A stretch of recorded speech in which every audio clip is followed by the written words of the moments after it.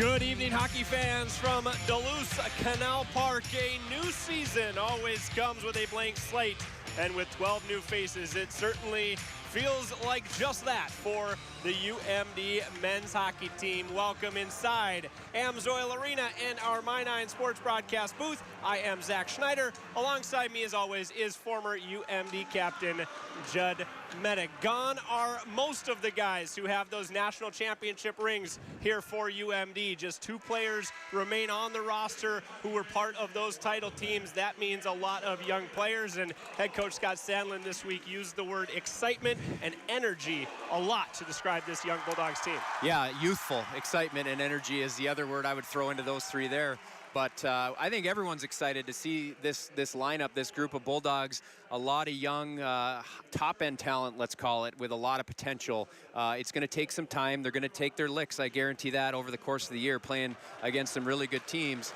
But it's going to be fun to watch and see how they can develop and come into their own here in college hockey. The visitors this weekend for the season opener, Arizona State. The Sun Devils have a sophomore captain in Josh Doan. He's just 1 year in, but 37 points last year. He's already making a mark on that young program. Well, speaking of highly touted, this guy was an early second-round pick of the Arizona Coyotes, where his father, Shane Doan, was maybe the most notable Coyote of all time, a legendary NHL hockey player. His dad still with that program, and he was a draft pick of theirs also. So homegrown talent. He's a great kid, great player, and he'll be fun to watch. This Arizona lineup has a lot of talent as well that we'll talk about as the night goes on. Donning the C for UMD this season, one of those two guys with that national championship ring. And you've described Tanner Latterroot before, Judd, as the Swiss Army knife for UMD. Yeah, he's your captain that leads by example. He plays the game the right way. He's a throwback. He leads by example on the ice. He's exactly what you need in a captain, the way he plays the game. So a big honor for him to have the C this year. I know he's excited about it, and he's going to lead this youthful group here in Duluth this year. Starting goaltenders tonight for these two teams. For Arizona State, TJ Sempton-Helter, a transfer from Northeastern, gets the call. And for UMD, Zach Stayskal. He missed most of last season while battling testicular cancer. He's now cancer-free, and the heir apparent to that starting job as Ryan Fanti, last year's starter for most of the year, now with the Edmonton Oilers organization. Judd, let's turn our attention now to the Kohler keys to the game, starting with the visitors, Arizona State. Well, they're an independent team. They don't play in a conference, so one of the big things for them is they're playing with the big boys, and they're leading their schedule with a ton of top-end opponents. Top five, they're going to play the top 5 teams in the country as they're ranked now over the course of the year. And we talked about a little bit some finding chemistry early on for UMD. Obviously, that's a key for them, and that youthful excitement we already touched on for UMD. And turning now to the home team, you see the keys on the screen there. And what are the keys for the Bulldogs in this season opener? Yep, and like we mentioned, and we'll go back to Arizona here. We'll talk about the big boys and their strength of schedule, playing the top 5 teams in the country over the course of the year as an independent. And the transfers, they have 5 transfers in their lineup tonight that came from other schools. UMD, on the other hand, I believe just has 1 tonight who will make an impact. But Arizona with 5 transfers, including their goaltender, who we touched on, that we're going to see big impacts from them. So that's a key for them. Yeah, certainly. We've got a lot of fresh faces to talk about with the Bulldogs. A brand new season starting here for UMD. And whenever a season starts, there's a lot of excitement. But again, the energy around this building, it seems different than it has been in years past. Well, a lot of new names. We're just trying to figure out the names here as we, it's our first game as well. So we're watching warm-up with a lot of intent and learning names and seeing tendencies of guys. And that creates excitement in and of itself for me personally, and I know you as well, Zach. The Bulldogs, believe it or not, have been to every Frozen Four since 2016. That streak was snapped last year. The road back starts tonight. UMD and Arizona State right after this on My9 Sports. Tonight's game brought to you with the proud support of Essentia Health and Kohler Chevrolet Buick GMC. Thank you to them for their continued support of our broadcast all season long. UMD and Arizona State about to get underway, and a bit of confusion at the start. Arizona State has been assessed a penalty at the 0 minute, 0 second mark. Rather, UMD has been assist the penalty. They're figuring things out on the scoreboard here. It was announced as we went to the commercial break.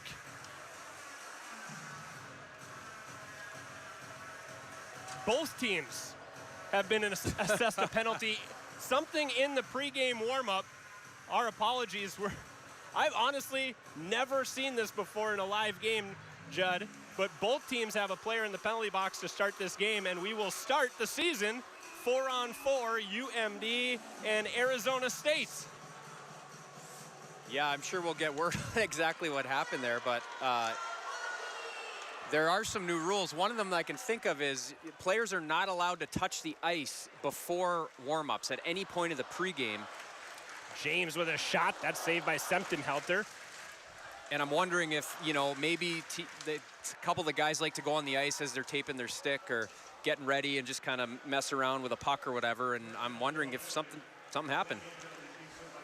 Regardless, it is 4-on-4 as we start the opening period. This is Dominic James, tried to cut toward the middle, lost the puck. It's flipped now to the Arizona State side. That's Mastro Simone, and he was dispossessed as he crossed the blue line. Now it's Lovell, enters the UMD zone.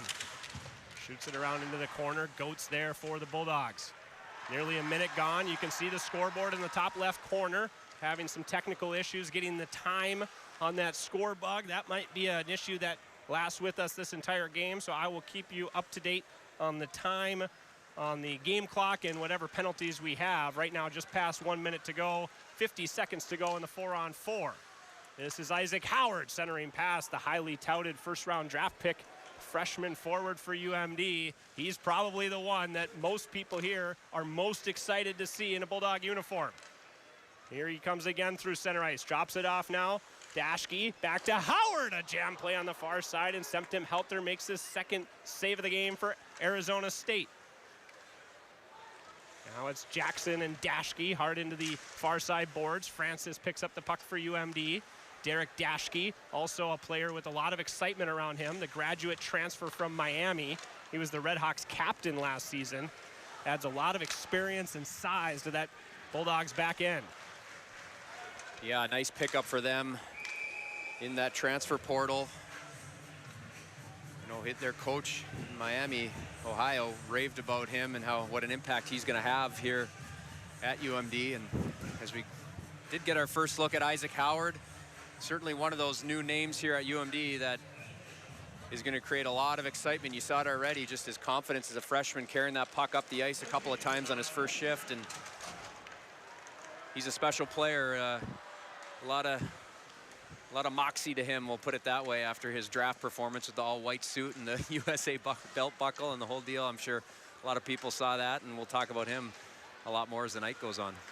And as the season goes on, hopefully more than one season, we get to see Isaac Howard here at UMD. Back to 5-on-5 as those players serving the bench minors to start are released. And we get our first 5-on-5 action of this season. Off the bench, another freshman, that's Ben Steeves. He held it in momentarily. It bounces back now to the captain, Latterroot. He's dispossessed by the other captain, that's Doan. And now he shares it back to Ty Murchison. Lovell ahead to Master Simone. Murchison across the red line. Stick handles there. He'll shoot it in and around to the far side. Arizona State changing behind the play. Low height along with Bodnerchuk. Riley Bodnerchuk, another freshman. Try to point out the freshmen as they see their first action, but there are a lot of them.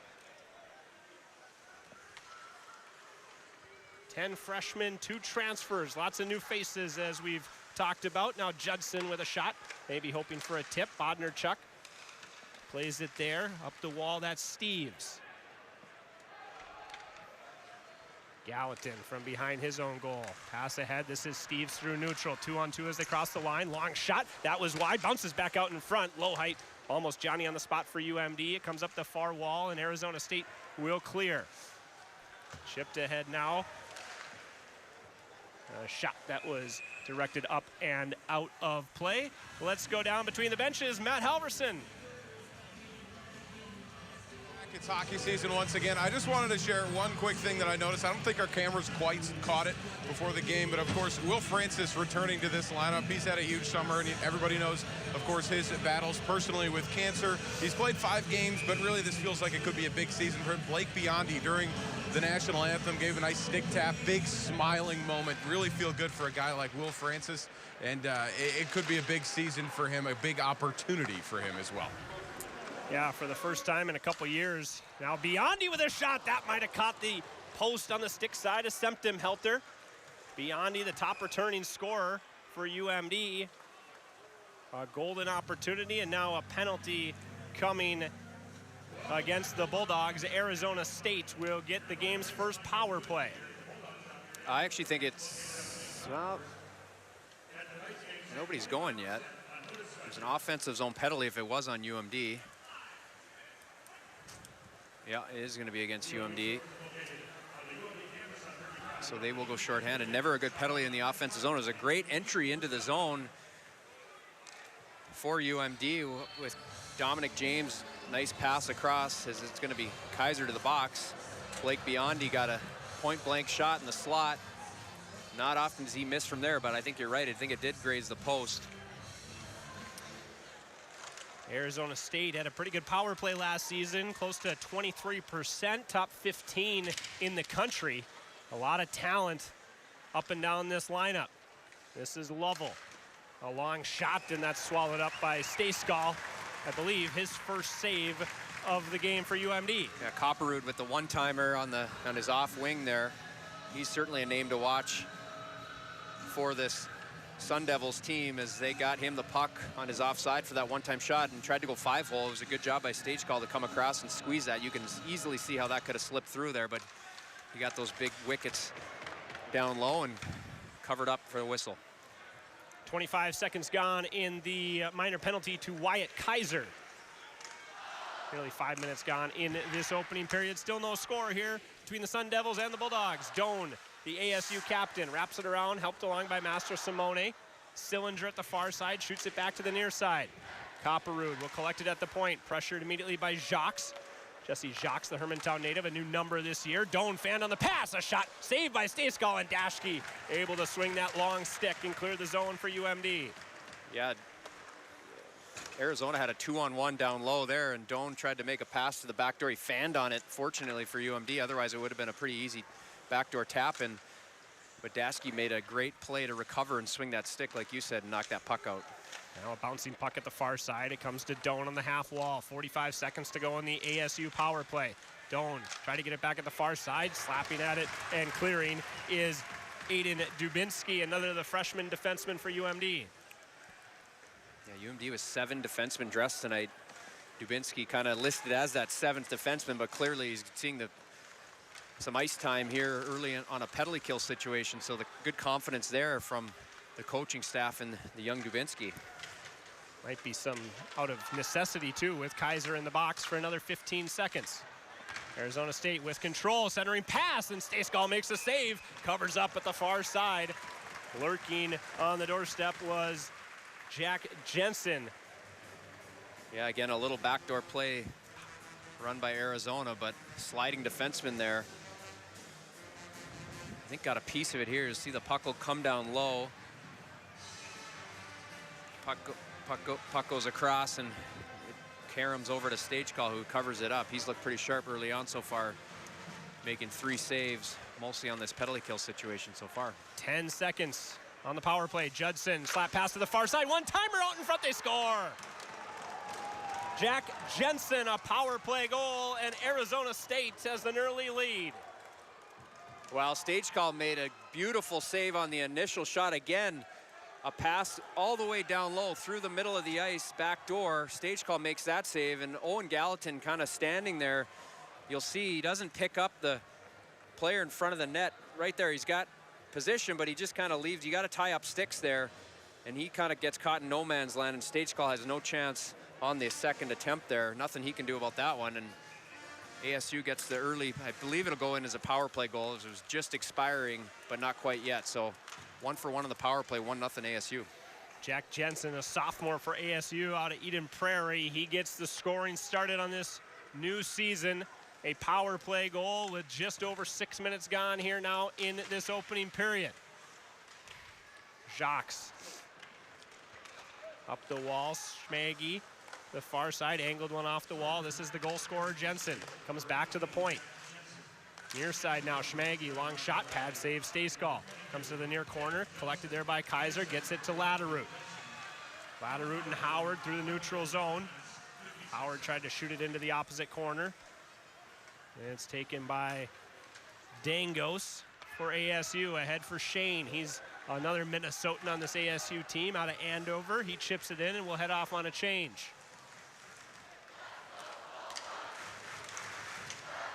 Murchison. Clearing attempt. It came right to Olsen, who couldn't control. Back to center ice he comes. This is Francis for Biondi at the blue line. And their offside is UMD. Jack Jensen has the visiting Sun Devils up 1-0 here early in the first period on My 9 Sports.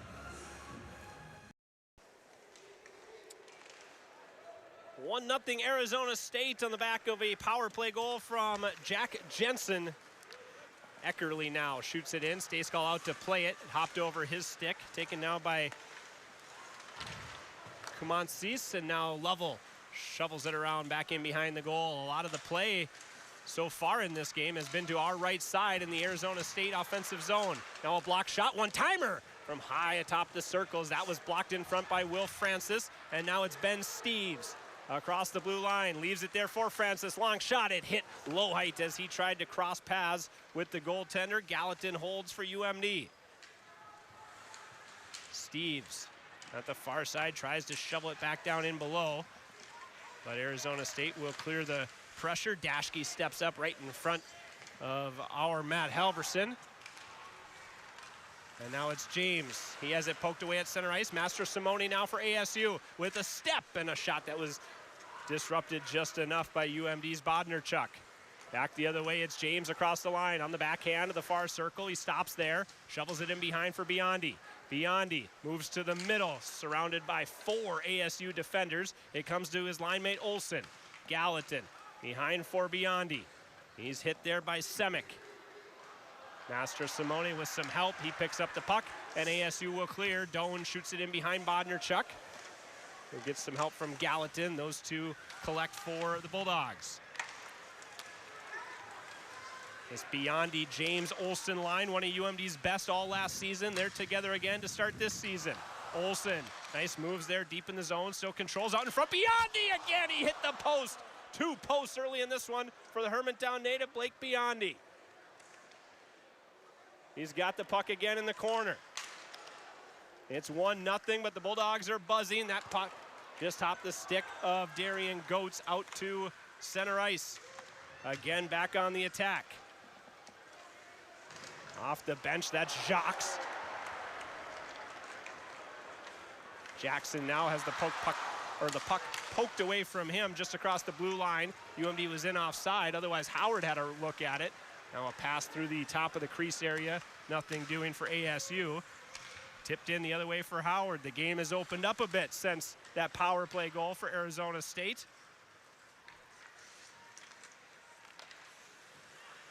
Howard, rather that's Latterroot.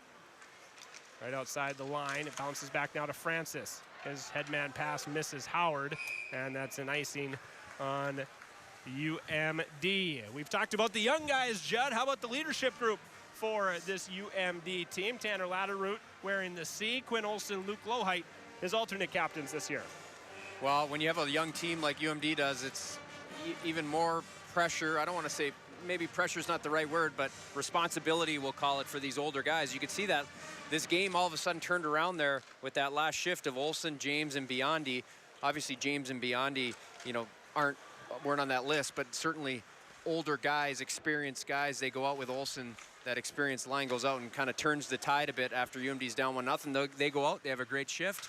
Now UMD looks to have some momentum. So that's what it takes as a leadership group. You got to know when things need to be turned around and the right things to say, and it all starts by leading example on the ice, and that line just did it, certainly.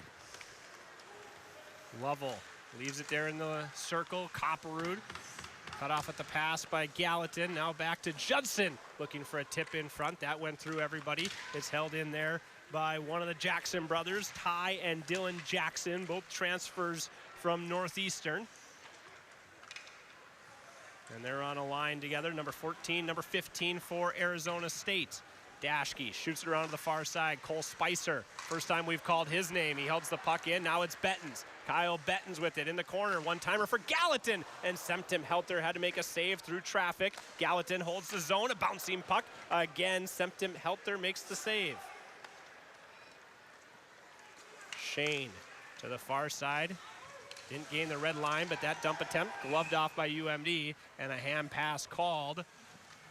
The face-off into the Bulldog zone. We will take a break. Arizona State 1, UMD nothing. On My 9 Sports. Well, Arizona State with an early 1-0 lead. A lot of hockey to be played left here. We've touched a lot, especially Judd there, on the captains in this game. Tanner Latterud, big role this season. And when you look back at some of the teams that have really carried some heavy loads and gotten deep and made postseason runs late into April, it's been strong captains. Guys like Parker McKay, Carson Kuhlman last season, Noah Cates. Now it's Tanner Latterud coming up at the first intermission break. We're going to sit down with Tanner to talk about how he's kind of handling the dynamic of these new faces and some of the guys they got coming back. Thanks, Matt. That was a big get for UMD. I thought this offseason to get both Tanner Latterud and Jesse Jacques, some experienced guys, back for their 5th year of hockey here in Duluth. Guys they can rely on, guys that can show some of these younger guys the way. Goats to the far side. This is Kaiser. Kaiser shoots it into the corner. Biondi collects it there, takes a hit from Murchison. Olsen on the half wall. Double team, 2 ASU defenders in the area. Goes toward the middle. James centering pass, and that just missed Biondi. Murchison, it actually hit his skate to deflect away. Well, smart play by James there to not just turn and fire it and get rid of it. He knew he had Biondi parked out in the slot, and these guys are going to get better and better as they keep playing with each other. We saw them last year have success, and already early on, like that play right there is something that James knows that he doesn't need to throw. He knows Biondi's circling and waiting, trying to find that soft spot, and he threw it there, and it almost connected. 7:45 to go here, opening period. Shots even at 6 apiece. Arizona State leads on the scoreboard 1-0.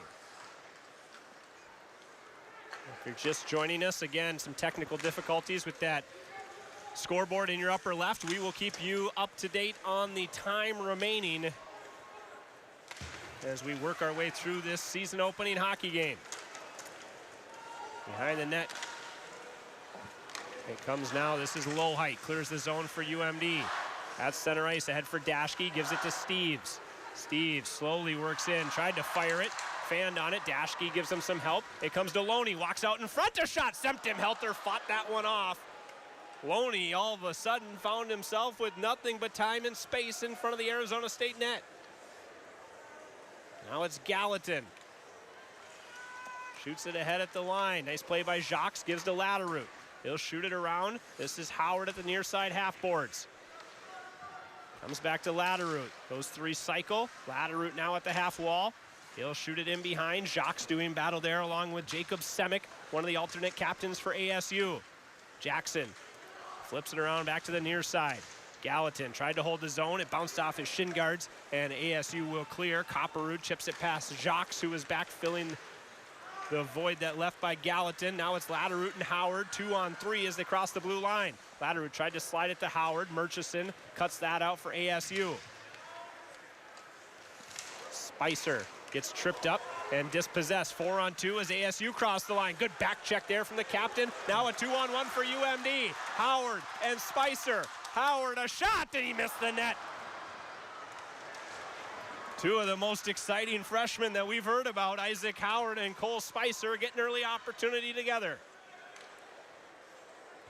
Yeah, that was one where I thought was going to end up in the back of the net. I had a good feeling about that one. What a way to electrify this building to tie this hockey game up, but a lot more energy now. You can see UMD kind of settling in a little bit, rolling their lines, and things are starting to happen.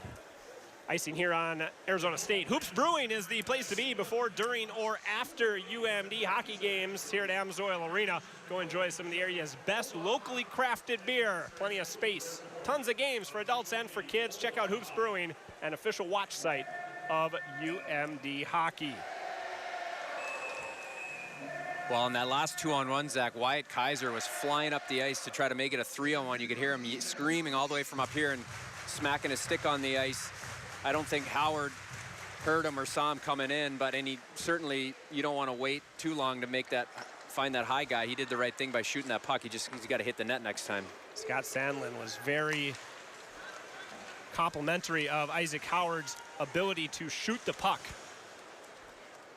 Said his release, the power he gets behind it, the placement, all of it very exciting for a freshman, just the 5th ever first-round draft pick to come to UMD, the first since Riley Tufte was taken in that first round. And he turned out to be pretty good here as a Bulldog. Francis, 5 minutes to go here in the opening period. Shots 7-6 in favor of UMD. Dashke ahead for Biondi. He tips it in. Olsen will give chase. Semick the first one there, leaves for his partner. That's Judson. It comes up the wall and slid out to center ice by the ASU captain. Now Mastro Simone. Poked away by Dubinsky.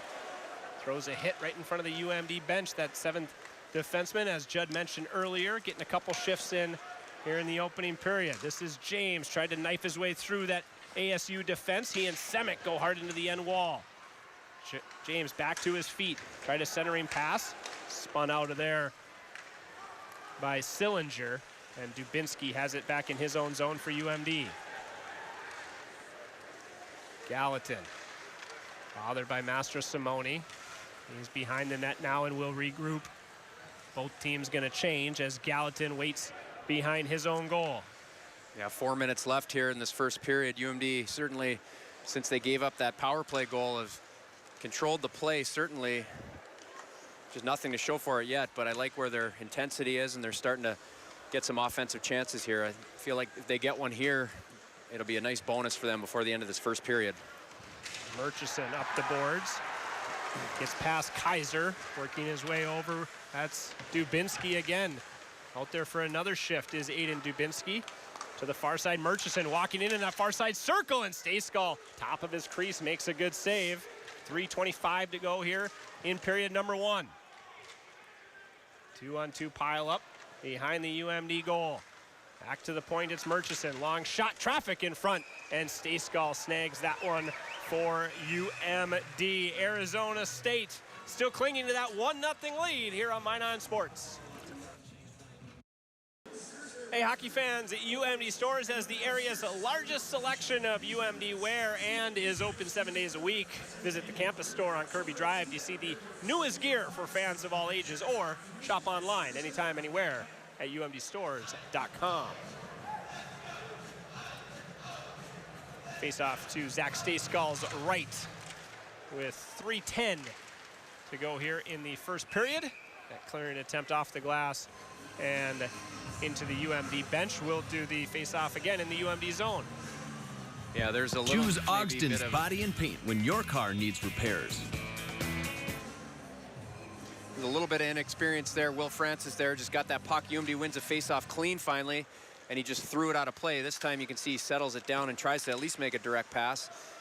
But you could hear Scott Sandlin from the bench saying, Will, you could hear him yelling, settle down, kind of give him the hand motion of just kind of settling down and make a play there, which he did next go around.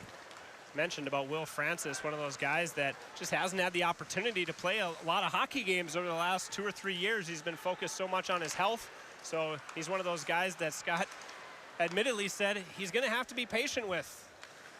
Francis and some of these other freshmen as they learn more about the college game and what they have. Benton's a shot that was deflected just over the crossbar. It changed directions, and that might have fooled Septim-Helter.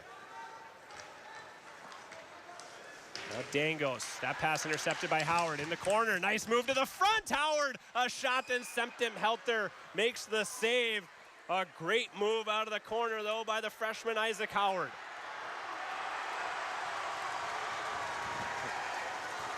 Well, once again, a nifty little stick handle move as Isaac Howard wins a one-on-one. Watch this right here, a little cutback right there. And I think he actually tries to flip this up, maybe a little higher. That's the play there is to go short side, right over the goaltender's shoulder. He almost fanned on it a little bit, didn't quite get enough of it.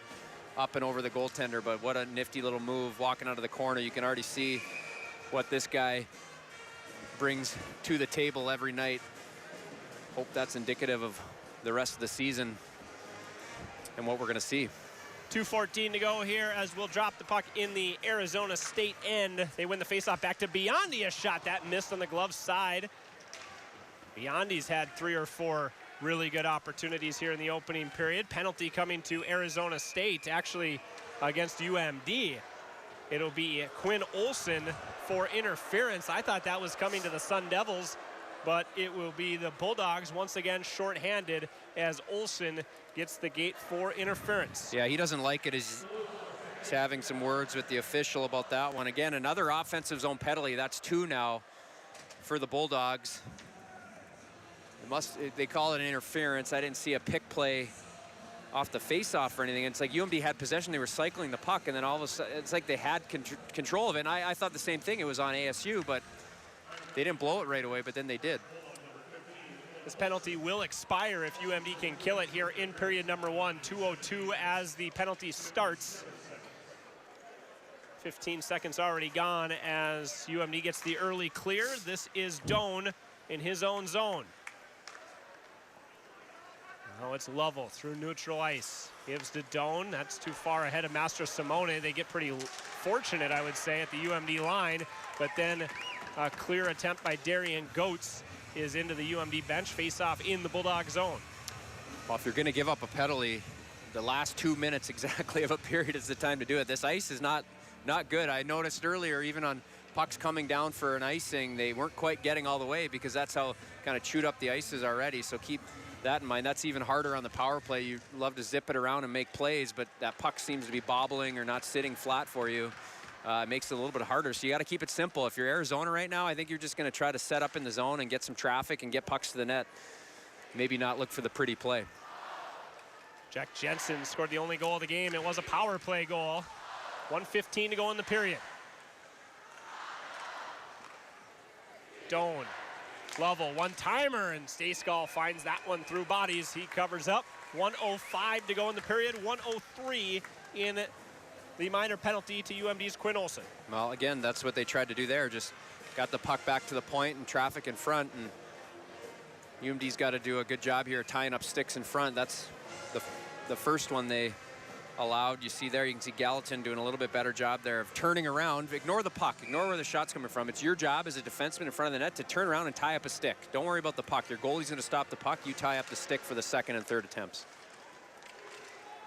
1 minute to go here in period number 1. Saved by Stayskal. That shot came from Jackson near the top of the circles, and UMD gets a clear. 50 seconds to go in the period. Jackson ahead for his brother. That was deflected by UMD. Works its way to the far side. Schmaggy to Jackson. Try to centering pass. It comes to UMD's low height. 35 seconds as he clears the zone and sends it deep for the Bulldogs. Another half minute to kill here for UMD. Judson tried to slide it to the far side. Nobody home there for ASU. They've looked a bit out of sorts on this power play opportunity. Latteroute now causes a turnover right at the blue line. Has it taken back away. James lost his stick. Comes to Jackson with some speed toward the middle. Poked away by Stayskal. Then a right pad save by Stayskal. A great save, his best of the night. And that will keep it a 1-0 game as we head into the second period. What a save from Zach Stayskal. Yeah, again, another second and third attempt in front off a rush by ASU. Jackson cut it to the net, made a nifty little stick handle move, got a good shot on goal, and then a second attempt in front, and you could see Stagecall slide over, get that pad up, and save a goal in the last 10 seconds of the period. That would have been a huge, huge momentum builder for ASU to get that one. You'll see here, here's the little play I'm talking about. Cuts to the net, there's one save, and then there's the second save. You can see Stagecall sliding desperately to his right. Got that pad down, and we'll finish the period at a 1-0 ASU lead. The Super One Foods intermission report right after this on My 9 Sports. 1-0 Arizona State leads UMD here at Amsoil Arena after 20 minutes. The Bulldogs really came on in the second half of that period, including a couple posts hit by Blake Biondi. He is on the ice with our Matt Halverson. Yeah, we've seen those shots from Blake before. Those are shots that he's going to bury, I think, later on this season, and I would guess he wants those back. But Blake, I thought your line really in that first period when the Sun Devils really held some zone time there, opened the game up there. You guys held some zone time. You got some good chances. How key is that going to be moving forward here in the second? Yeah, it's definitely key because they're a great offensive team. So, the best offense or defense is playing in the O-zone right now and just working them down low and winning the ground game tonight. And so we got to continue to do. Blake, you're not the new guy anymore. This is game 68 for you in a Bulldog sweater, and you had a great season last year, one of the biggest offensive threats. And that line that you play on with Quinn and Dom really was such a key last season. Now you're on the top of the line sheet. I know Scott doesn't like 1, 2, 3, 4 with the lines, but how big of a role do you think you guys are playing this season with that line specifically? No, it's definitely a big role for us. We have a lot to prove still, I think. And like you said, we have 4 really solid lines, a lot of great players on those 4 lines, a lot of depth, and we're gonna need everyone. Biggest keys for you moving on here? Like I said, just moving pucks, working the hard ground game, and just shooting that puck, getting that puck to the net. Thanks, Blake. Good luck in the second. Thank you very much. Arizona State, 1-0 lead. A lot of hockey to be played left, guys. Yeah, thanks very much, Matt. Blake, part of that top line, as they mentioned now, with Dominic James and Quinn Olson. And not just that line, but it seemed like that entire UMD team started to come on maybe after that goal by Arizona State, the final 10 minutes of that period. But still held off the scoreboard. You got to find a way to beat Semptimphelter, but you had to like a lot of what you saw in the second half of that period. Yeah, it's hard as a freshman. All these young guys we're talking about, these talented guys. Even the sophomore, the hardest thing in college hockey, honestly, is to score goals. Like, it's really hard to go out and establish yourself. Blake Biondi has been able to do that in his career here. He's getting better and better every year. You can see that maturity coming in. But for these young guys, it's not easy to score goals in this league. So that'll come with time. But the fact that they competed, they gave up 1 power play goal. Otherwise, they looked pretty good. Their defense core looked pretty good. They played solid. I think with a couple of those guys, Dashke and Will Francis, that's about 14 feet of stick, those guys, and they got to use them to their advantage defensively to make it hard, and I think they did, and they're down 1-0, big deal. I think they can certainly come out and keep generating those chances and get right back in this thing. Yeah, 40 minutes yet to go. Let's take a quick look at what happened elsewhere around campus earlier this afternoon. The 9th-ranked UMD volleyball team swept Sioux Falls. Just 1 loss on the season for Jim Booz and his team still. And the football team got a 36-28 win at Molosky Stadium over Minnesota State Moorhead, bouncing back from a gut-wrenching loss on the road last weekend. Here it is 1-0 Arizona State leading UMD after period number 1. The Super One Foods intermission report continues right after this. Welcome back to Amsoil Arena, season opener for the UMD men's hockey team. They trail Arizona State 1-0. The Sun Devils up 12-8 in shots on goal. They got a couple power plays as well. UMD big kill at the end of the first period there. Tanner Latterwood, of course, we've talked about him a lot tonight. The captain of this year's team. He's playing his 136th game in a Bulldog sweater. Bulldog fans know him well. He's had some big moments. Our Alexis Bass sat down with Tanner to talk about his new role this season.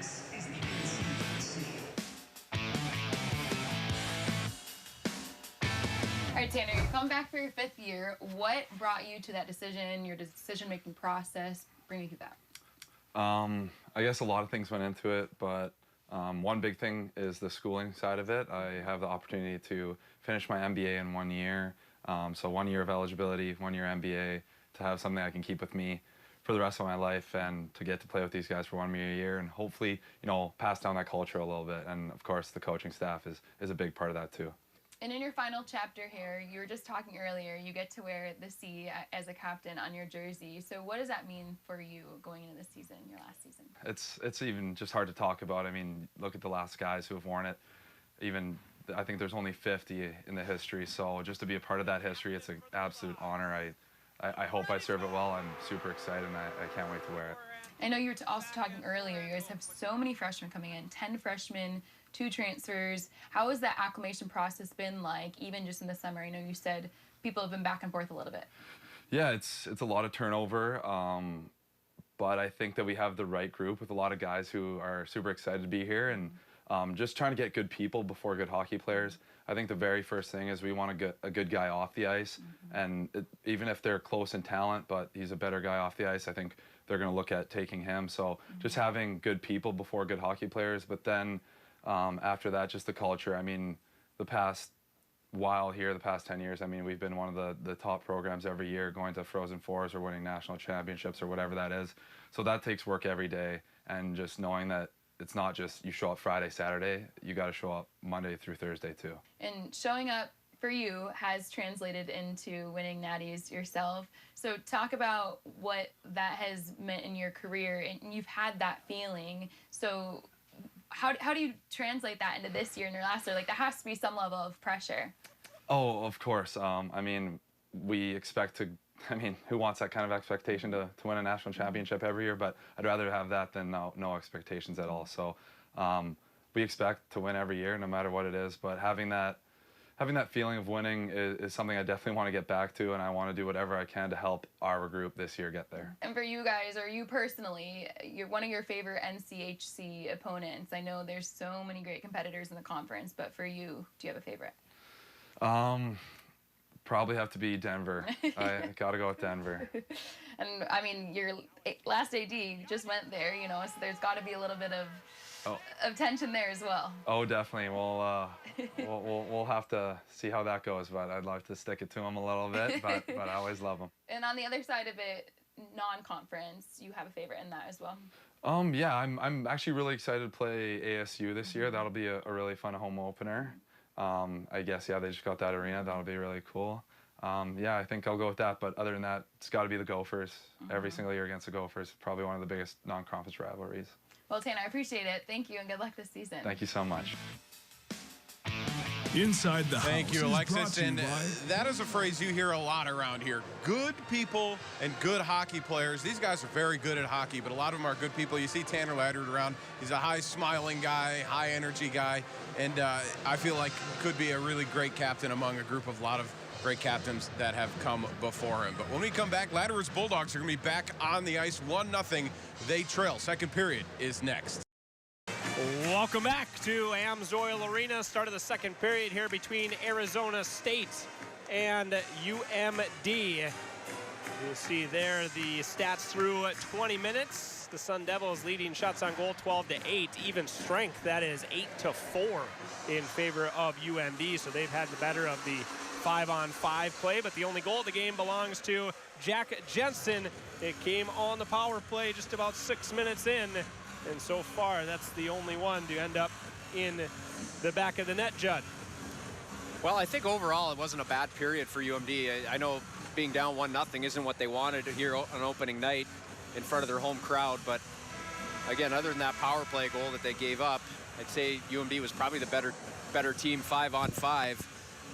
Had a few chances, just weren't able to bury them. You see here is the goal that Arizona State scored on a rebound in front. Stagecall looked very sharp that period. I thought he made 11 saves, I believe.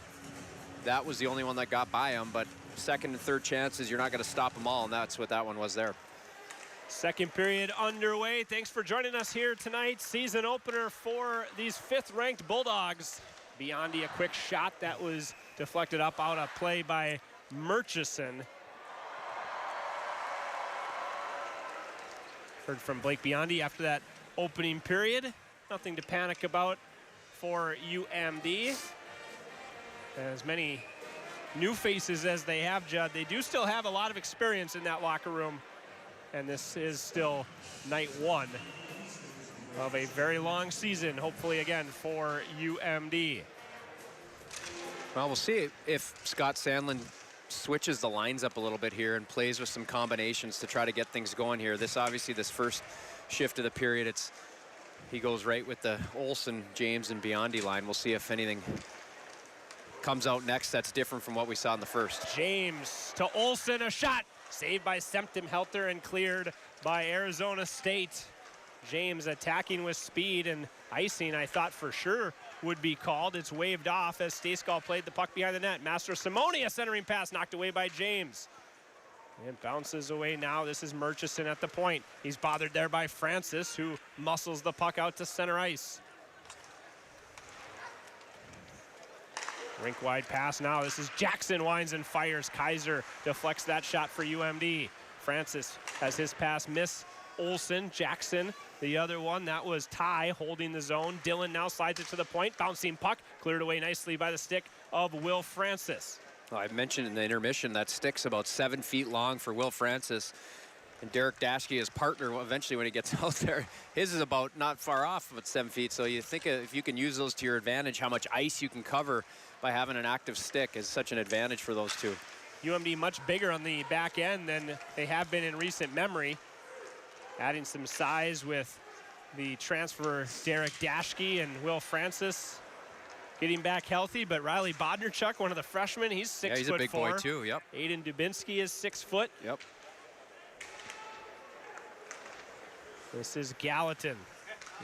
And Darian Goetz too, who does not play 5'10", he plays like he's 6'2" as well, so that's going to be interesting to watch that core of defensemen. If anything, that was the talk early on, is their D's going to struggle a bit, just kind of new faces and experience, but I don't see it at all. I think they have enough size and smarts back there that they're going to be able to just settle things down and keep things real simple back there, move the pucks up to their skilled forwards. That's essentially what you need to do, is get that puck up to the forwards and let them play.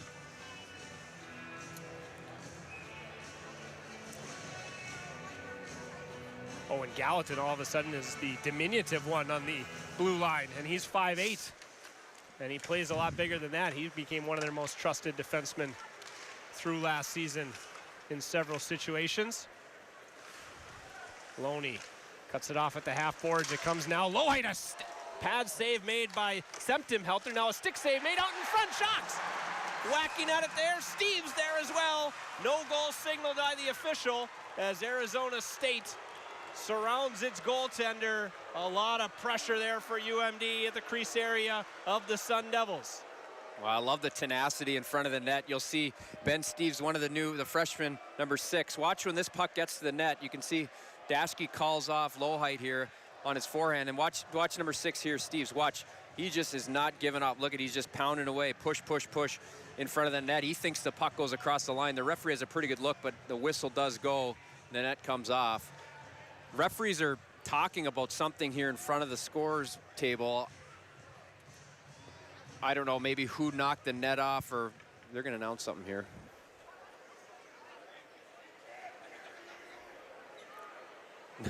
Tried to make an announcement, and that wasn't working, so signals no goal, and we should be back to action momentarily. Ben Steeves, by the way, our pregame chat with head coach Scott Sandlin, he was heralded by Sandlin for his competitiveness. Said, you're gonna like this guy. Might not be the most skilled freshman that they're bringing in, but boy, can he compete. He won a Clark Cup last year with Sioux City in the USHL. Yeah, he's next level. He's got that next level ability too, expectation-wise. We've talked a lot about Isaac Howard. I think Ben Steeves is kind of the next one on that list who you're going to see something special out of because of that compete level. Now Arizona State, nice sliding play there by, that was Daschke. Got the big stick on that puck. It pops to him now behind the net. Penalty coming now. This one will be on Arizona State. Delayed penalty on the Sun Devils through the neutral zone. This is Steeves.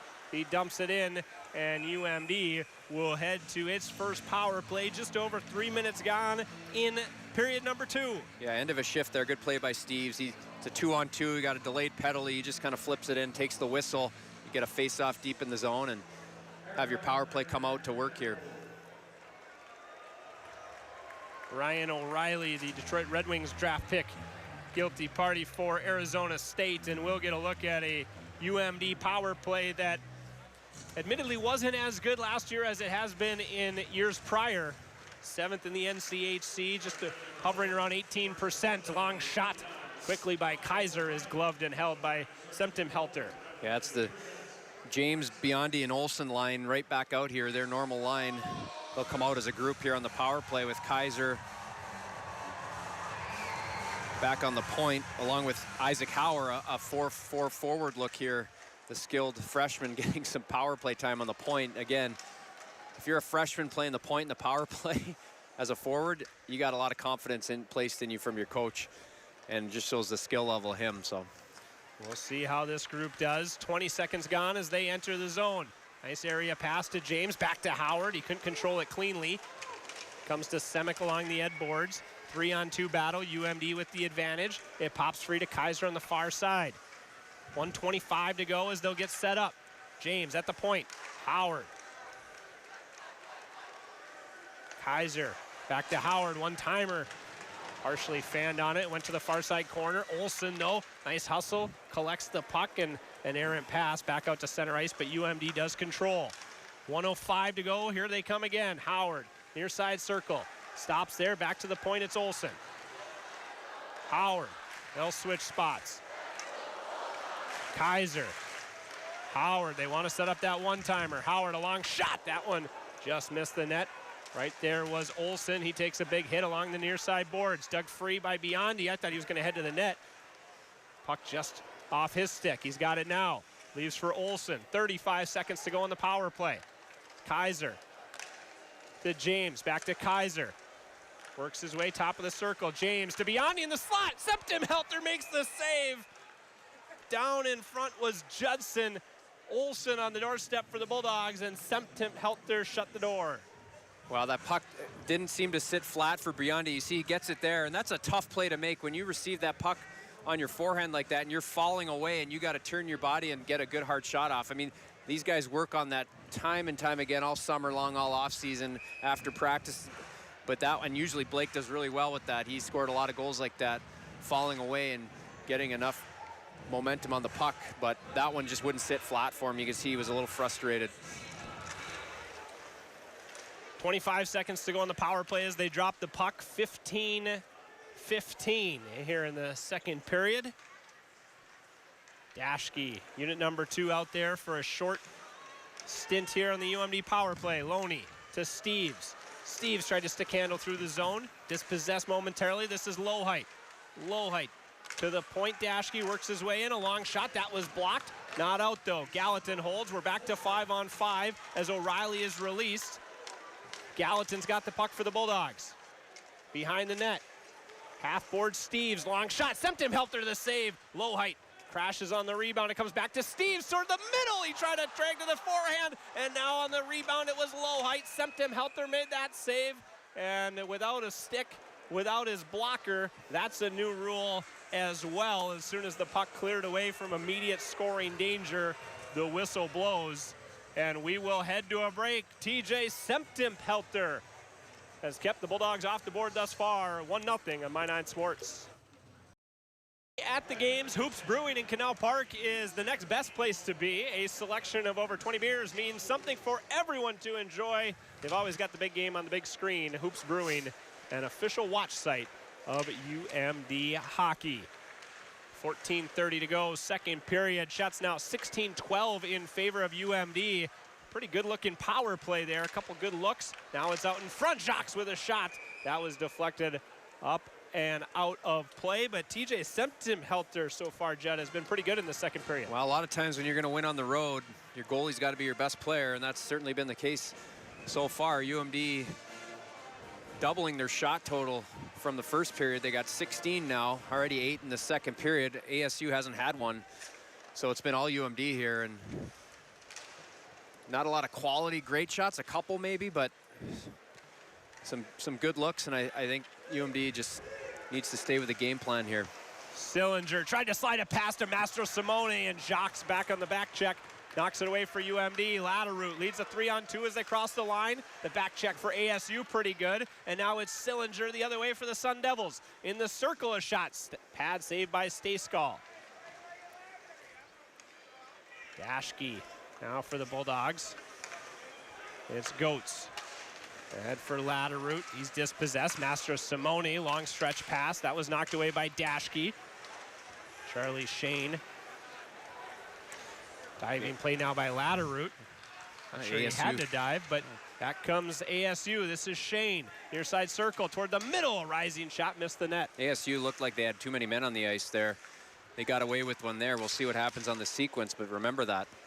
Centering pass, a pad save made, and the rebound just went the other direction as right on the doorstep was Charlie Shane. He's got it again. Now a shot. Stayskal makes the save on the rebound. Zach Stayskull called into action now. He makes a couple real good saves for UMD in this second period. Bettens at the line, chips it in. Schmaggy. Off the glass and out to center ice. Dubinsky will chase it down for the Bulldogs. Kaiser wants it, gets it at that far side. Now through neutral ice, plays it ahead, just out of the reach of Milmock. Off the bench now for ASU. That's Copperroot. He just gets it in deep. Taken by Kaiser in the feet of Bettens as he gets it out to center ice. Milmock continues on the path. Into the corner, now the end wall. Bettens up the near boards. Gets some help there from Spicer. It goes to the far side. Jackson on the scene for ASU. Cole Spicer, the Grand Forks native, originally committed to North Dakota. Ended up at UMD. Now a centering pass from him. Found Biondi, but the shot was deflected wide. Dubinsky to Olsen. Olsen to James off the bench. He scores! Dominic James. The Bulldogs are on the board. We're tied 1-1.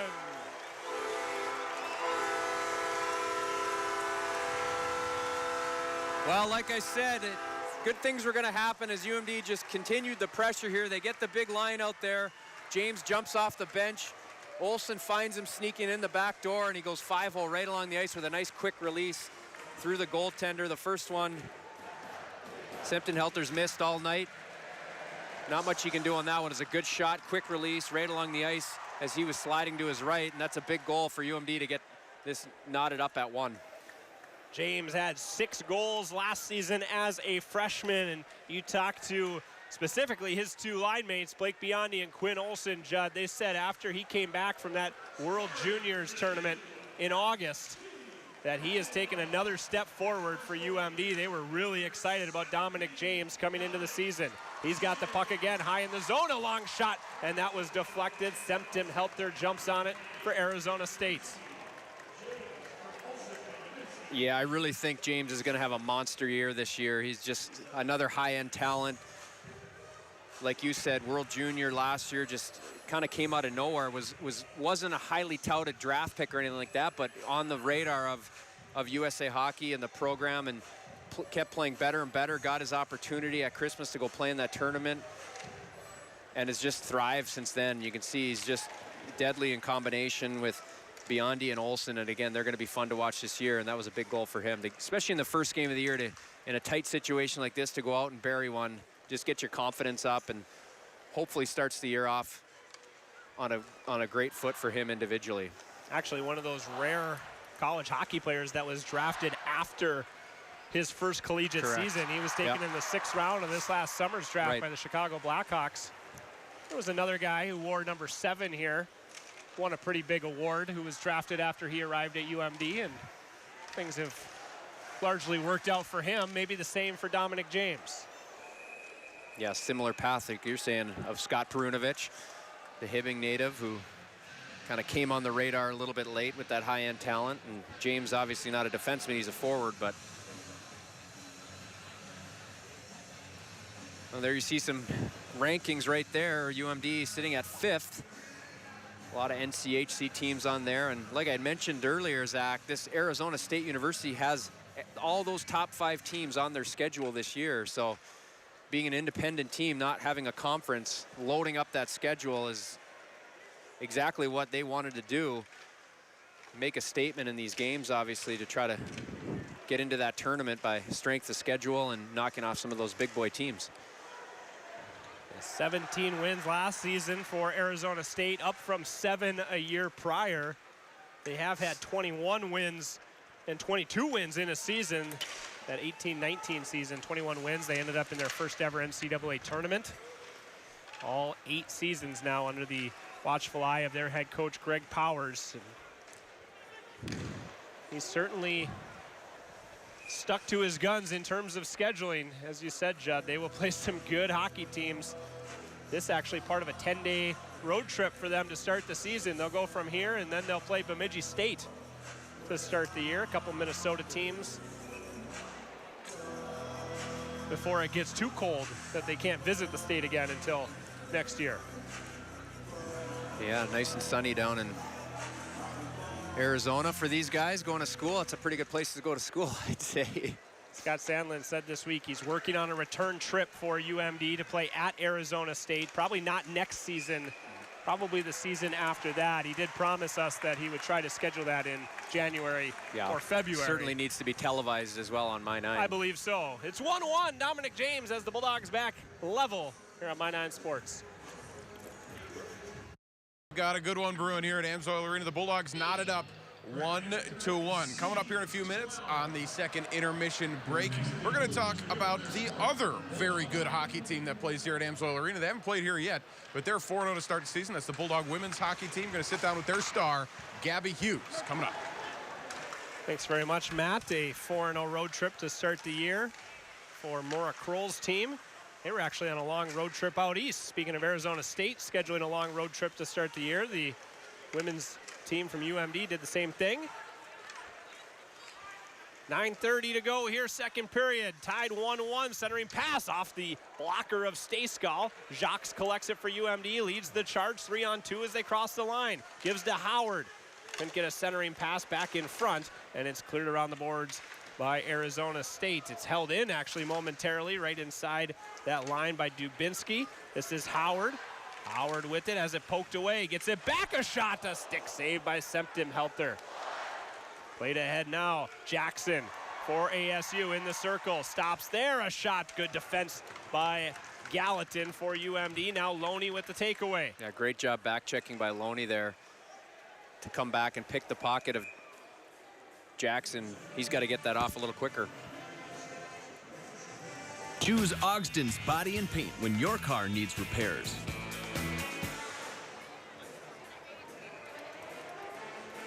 Face off to the right of Zach Stayskal after the puck out of play.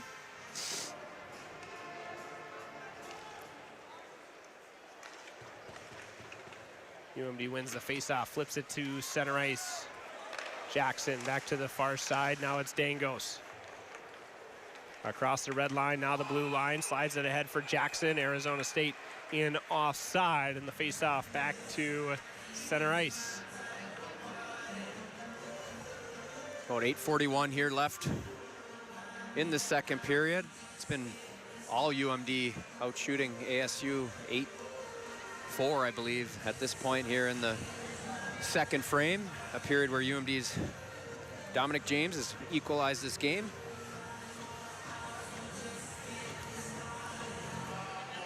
His line out there again here. They lose the face-off. Dang goes to the far side. Schmaggy plays it ahead, tipped in by the Sun Devils. Francis back behind his own goal. Up the boards, the goal scorer, James.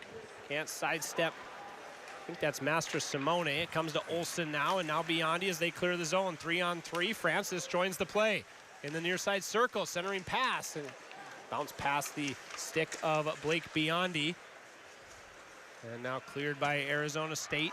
Just over 8 minutes to go. Doan, the ASU captain, in alone as the Sun Devils were changing. He's muscled out of the play by the two big defensemen, Francis and Dashke for UMD. And now it's James, flips it ahead for Biondi. Pass through neutral, taken off the skate to the stick of Quinn Olsen. Tried to throw it in deep. Taken by Judson. And UMD will change. Judson will clear the zone through center ice. That long change here in the second period. It's more and more important as the period goes on, but especially in game number one. Some of these guys haven't played in a hockey game in several months, Judd. The term game shape thrown out there a lot by Scott Sandlin. It's a little bit different than playing in practice. Yeah, there's really nothing you can do to emulate that game type situation. You can run drills in practice and compete and scrimmage and do all those things, but it just can never quite replicate it in a practice. So it only takes a game to get ready for a game. 7 minutes to go here, second period. Kaiser's pass intended for Milmock, too far ahead. Kaiser was the forechecker there. It came back out to the blue line. Spicer and now Gallatin for UMD. They're completing a partial line change right in front of the bench. A turnover made. Bettens has it now for the Bulldogs. Gallatin, long pass ahead. Spicer able to tip it in. He'll head off on a change. Thought the Arizona State goal in the first period, Judd, opened things up in that period. The Dominic James goal here in the second period for UMD seems to have bottled things up. Both teams a little bit more territorial now that we're tied 1-1. Yeah, a little bit. We haven't seen much quality chances on either side since that goal. UMD maybe had a few opportunities, and actually ASU had a couple of their own too, but since then it's just kind of settled down here. Nobody really wants to make a mistake. 6 minutes to go here in the second period. Shots even at 18 apiece. The score even at 1. Murchison, his pass ahead. Centering pass picked off by the UMD captain, Latterroot, off the glass and out to center ice. Hickey, first time we called his name for Arizona State. He's the extra defenseman. And an icing here on the Sun Devils. We'll take the time to remind you, hockey fans, that the very best in UMD gear is available right now at UMD stores. Jerseys, sweatshirts, t-shirts, caps, gifts, and much, much more. The store is open 7 days a week on campus on Kirby Drive, or you can shop online anytime, anywhere at umdstores.com. I went to the UMD store today, Zach. We had to load up the kids with new gear and hoodies and sweatshirts and all that stuff. At the football game, nice afternoon at Molosky. A valued customer you are, A Jeff. toque and mittens and a scarf. And you know what a toque is? I'm not. It's a stocking cap. It's what in Canada we call it a toque. Ah, one of your Canadian words. There you go. I'll get you one. You're much more cultured than I am, Jeff. UMD in ahead of the play offside with 5:12 to go in period number 2.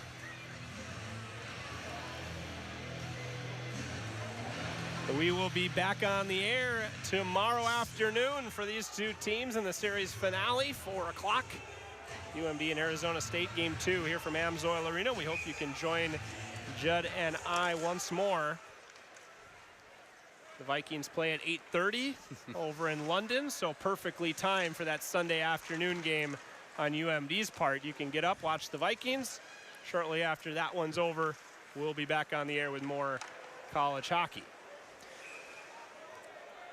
Septim Helter will cover that one up, and we'll take a break. 4:54 to go, second period. It's 1-1, UMD and Arizona State. It's on My 9 Sports.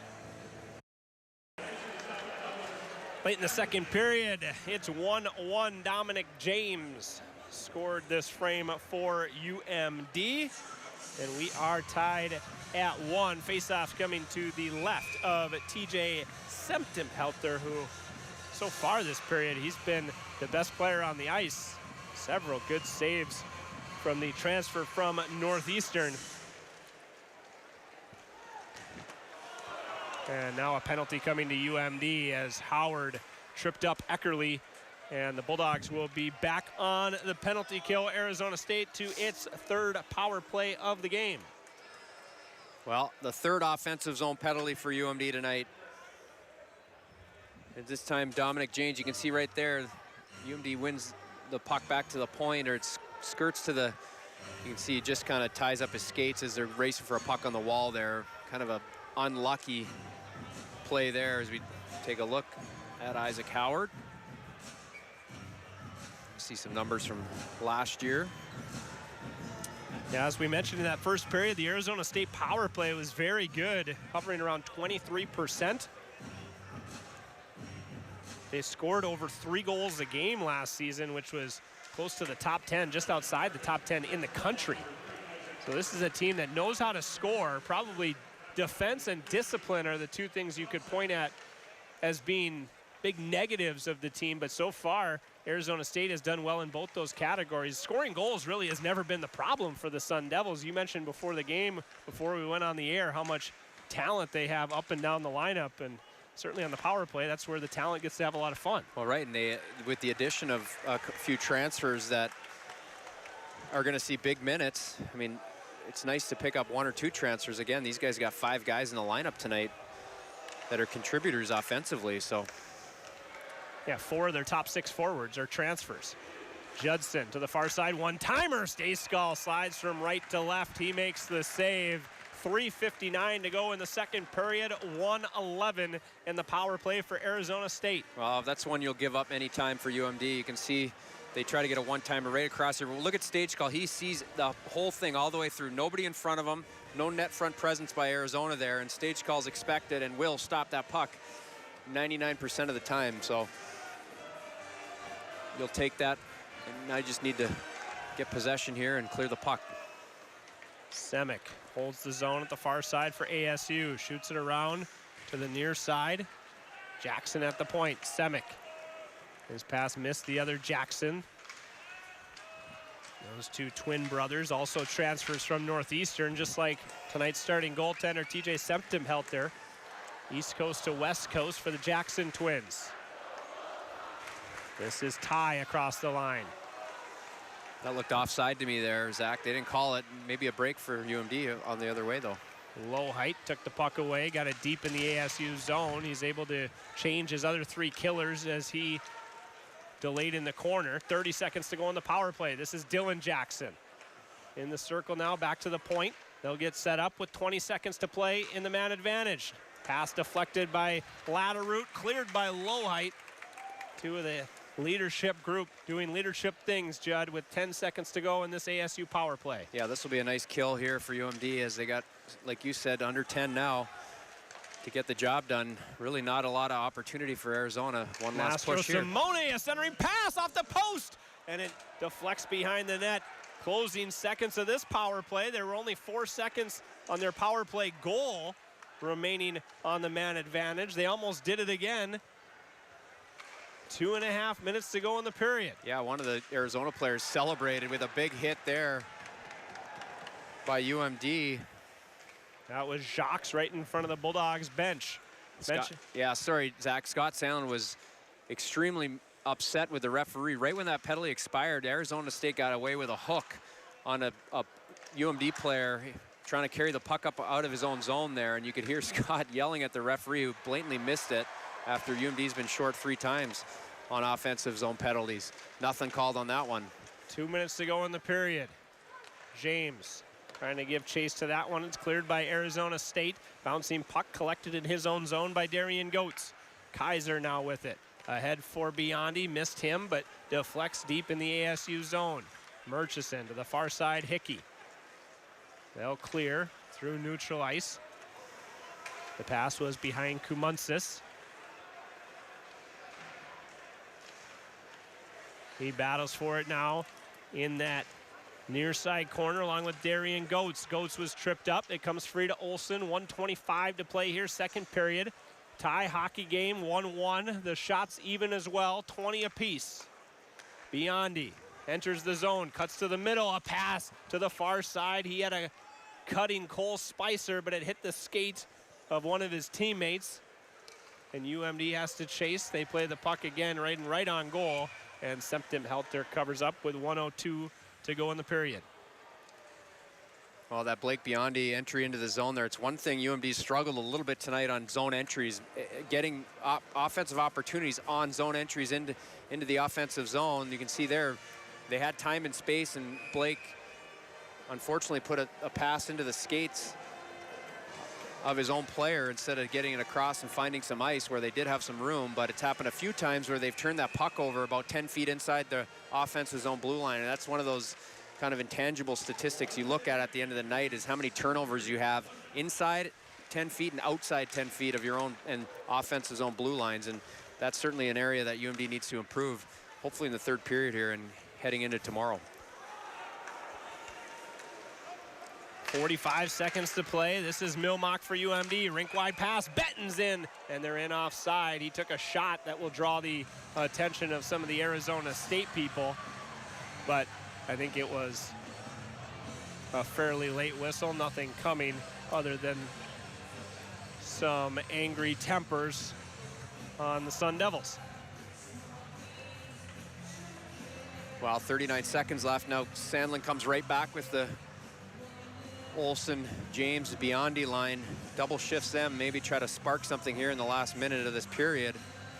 face off. They'll go to center ice with it, it looks like. I'm not sure why. It's offside, but The maybe pass the pass was saying it was back made there. from the red line. Yeah, cross ice pass from Milmock to Bettens. Right on the tape, and Bettens got a good shot away. Semptim helped her for his part, made the save. And now an interference penalty. No, I thought for sure that would be a penalty on Will Francis, but the play continues and the puck deflected up over the glass just behind the UMD bench. The puck kind of hopped past Francis and he finished his hit. Nothing called, and we'll continue 5-on-5 with just over 30 seconds to go. Yeah, puck went out of play there. Looked like it struck a fan in the crowd. Let's hope she's okay. I think she's smiling and laughing now, so. But we'll try it again here at center ice.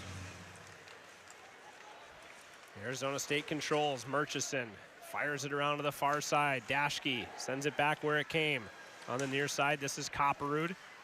He's pushed to the wall. James out there, along with Francis. Biondi off the wall. This is Dashke. Final 15 seconds as UMD attacks. James, a bouncing puck in his feet. He controls now, gives it to Francis. Rather, that's Dashke who tried to fire one on goal. And that's how the second period will end. Biondi with a long shot. 1-1 after 2 periods of play, about as even as you could get. Tied on the scoreboard, the shots 20 apiece. And we will play for a winner in the final 20 minutes of the season opener, UMD and Arizona State. The Super One Foods Intermission Report starts right after this on My 9 Sports. James got the Bulldogs on the board in that second period. UMD and Arizona State now tied 1-1 with just 20 minutes or maybe more remaining in this season opener. The pass to James on that goal in that second period delivered by Quinn Olson. He's on the ice with our Matt Halverson. We've talked about that line all night, Zach. You know, we talked to Blake Quinn at in between the last periods, and he was saying, you know, maybe he wanted a couple of those back where he got a couple posts. Felt like it was only a matter of time. Did you think before you guys buried one? Yeah, I think we came out flying. Our chemistry's building over the years, so I think we were due for one, and luckily Don put it in. And after Don put that one away, the word we used on the broadcasters, I think Zach said it was territorial. The game kind of maybe slowed down a little bit. How was it from your perspective?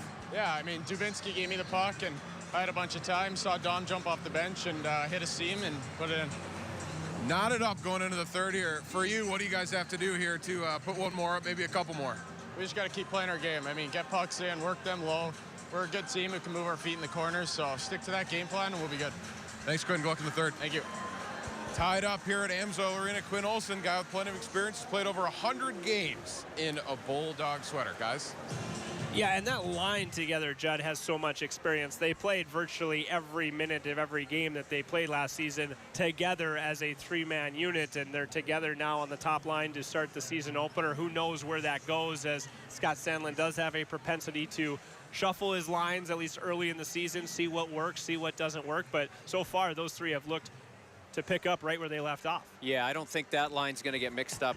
Maybe, certainly not tonight. But again, I mentioned it right off the second period. I am interested to see if he does something to change the other ones up. I mean, really, Isaac Howard, we've talked about him and we've seen little spurts of him out there. But, you know, maybe they can get him with somebody else, with all due respect to his two line mates tonight in Jacques and Laderoux. Those are kind of the workhorse guys that'll dig the puck and get it. They certainly need to get a guy like Isaac Howard the puck. He's got to have the puck to be effective. So we'll see what happens here to generate some offense. A lot of talent, just one goal to show for it. But again, they've been pushing and pushing all night long. So I think they'll be able to hopefully get another one past them and keep playing that stingy defense they're playing. They've been good in their own zone. Stage calls look good. So so far, they're happy to be back in this game 1-1 and just go win a period, you win a game. Simple as that. Yeah, absolutely. So looking around campus, some games earlier today for UMD. The 9th-ranked UMD volleyball team got a sweep on the road against Sioux Falls, and the football team today, homecoming weekend, knocked off MSU Moorhead at 36-28, bouncing back from a tough loss on the road last Saturday. 20 minutes to find a winner here between UMD and Arizona State. We're tied 1-1 after 2. The Super One Foods Intermission Report continues right after this on My 9 Sports. 1-1, the UMD men's hockey team tied up with Arizona State after 2 periods, but we can't start the hockey season without talking about the other very good hockey team that plays in this building. They haven't played here yet. That's the UMD women's hockey team. High hopes this season. They're coming in nationally ranked top 5. They're coming off a big win over nationally ranked Penn State. They're 4-0, and their star Gabby Hughes has a lot to be credited for that. Our own Alexis Bass sat down with her.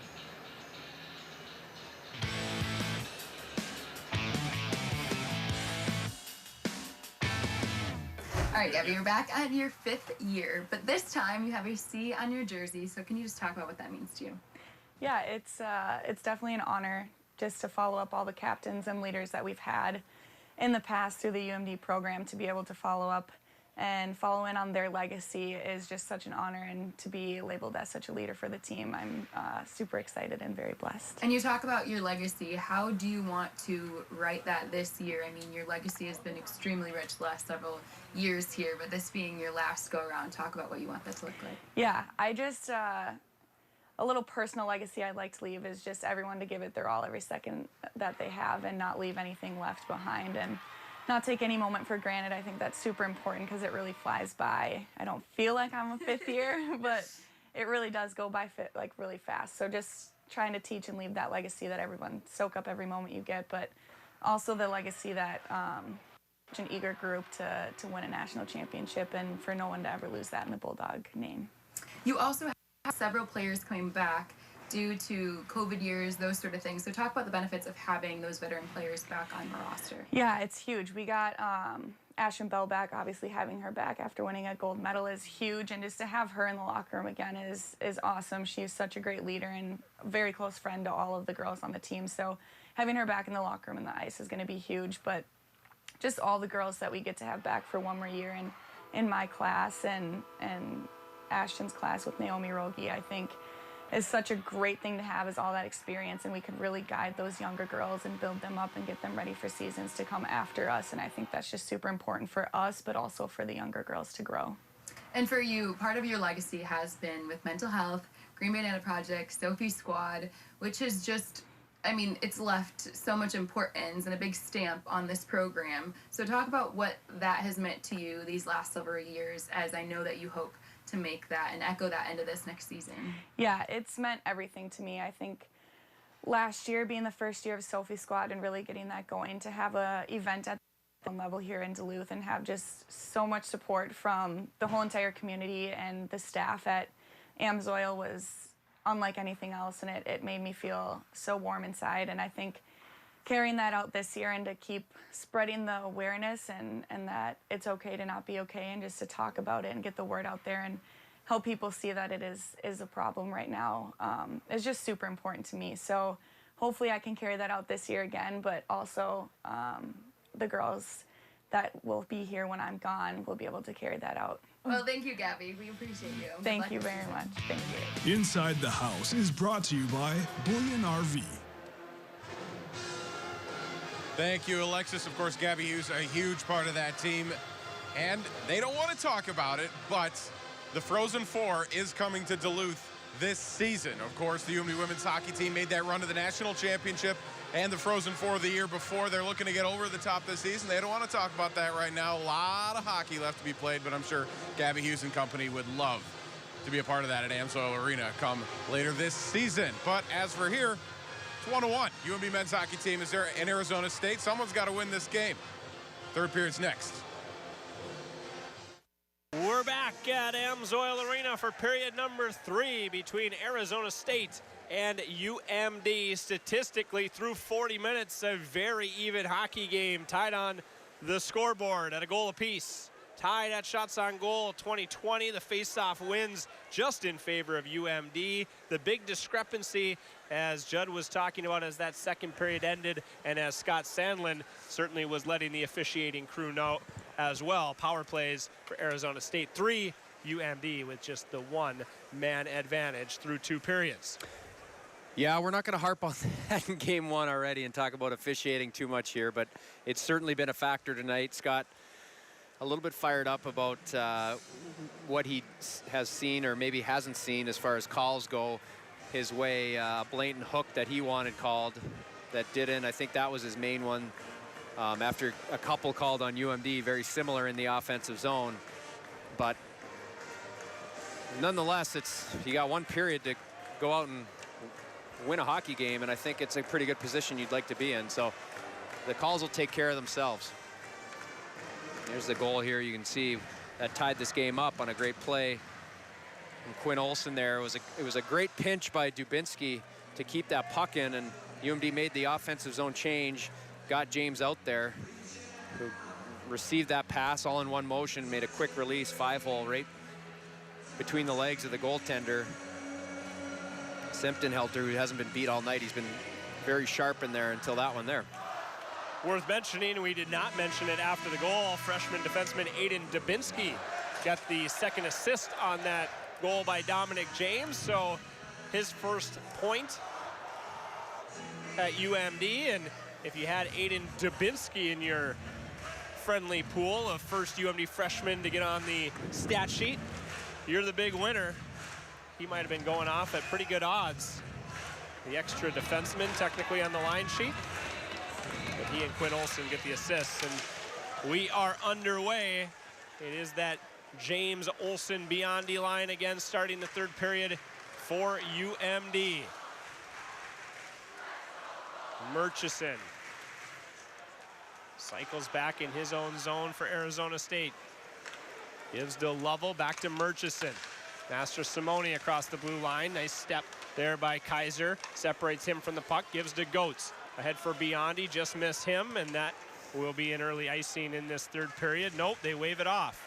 One of the officials had his arm up, the other waved it off, and we continue on with 40 seconds gone in period number 3. Yeah, I don't know why that was waved off, to be honest. It wasn't. Arizona was the first one back. They didn't get outraced by the UMD player. So now a turnover. Biondi just had it poked away by Lovell. Otherwise, it might have been a 3-on-1 from the blue line in for the Bulldogs. Now Master Simone makes a move, gives it to Sillinger. A shot, he scores. Lucas Sillinger, the transfer from Bemidji State, he makes it 2-1 early in the third period. Well, we talked about the impact that these 5 players that transferred to ASU would have this year, and there's one right there. As Sillinger gets Arizona back on the board in front of this hockey game, is the junior forward out of Regina, another Canadian in this lineup who has an impact. He played at Bemidji last year, like you said, where ASU heads next to play. You know, these games are always special playing here in Duluth. Haven't played in Bemidji for 4 years, so that was a big one for him. Yeah, he was good at Bemidji State last season. 17 goals, 21 assists.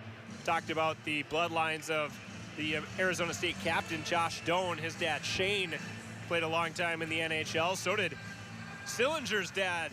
His dad, Mike, played 17 seasons in the NHL.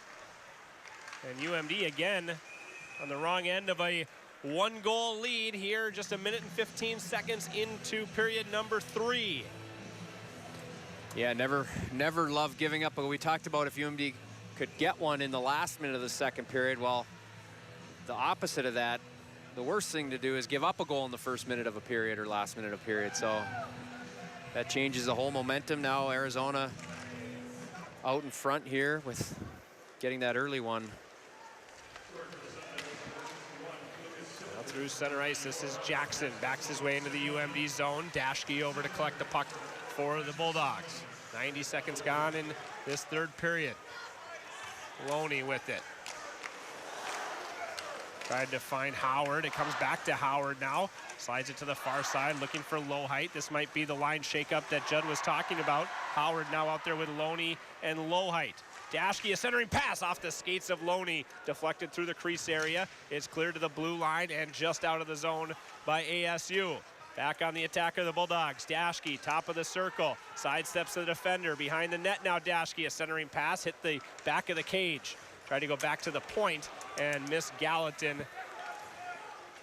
Both teams will change as Stayskal out of his goal to play the puck. Latterroot to Francis. He leads the charge. Long shot, pad save. It comes to Jacques near side boards. He spins one back in behind. Jacques out there with Steves and Latterroot now, a new look line for the Bulldogs here in period number 3. 2.5 minutes gone in this third and final period. Chipped ahead now by Arizona State. Gallatin gives chase for UMD, wraps it around to the near side. Steves hard into the boards there, gets some help from Francis. Digging at it is Steves. He digs it free, flips it to the far side, falling down on the play, and now it's Jacques for the Bulldogs. Jacques tripped up, a penalty coming on the play. Steves, the centering pass, it comes all the way back. This is Bettens. Bettens in the circle, a shot. Septim Helter makes the save, and as Arizona State touches up, UMD will head to its second power play of the night. Well, a break there for UMD as the ASU defenseman falls in the neutral zone. It Jacques up the ice, and in desperation, it was Lovell who has to take his feet out from under him. He slides defensively to take away that pass and kind of takes Jacques out. So UMD, with this power play they've been waiting for, this is their second opportunity tonight. Never a bigger one than this one so far. Kaiser holds the zone of the near point. Howard, Olsen, back to Howard.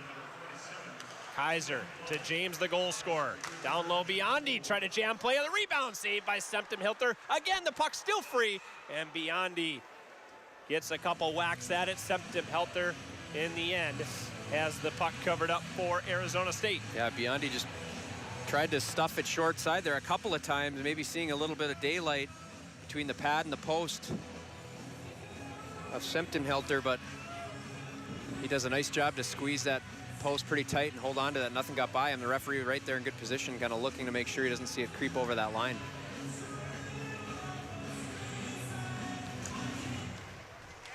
Only 2 official shots on goal in that first power play for UMD in the second period. Probably not totally indicative of the amount of pressure they applied in that power play. I thought it was a pretty good power play. There's just the 2 shots on goal to show for it. Now James enters the zone with speed. Out in front, Biondi, a shot. Septim Hilter to save the rebound. They score! Isaac Howard, his first as a Bulldog. We're tied. It's 2-2.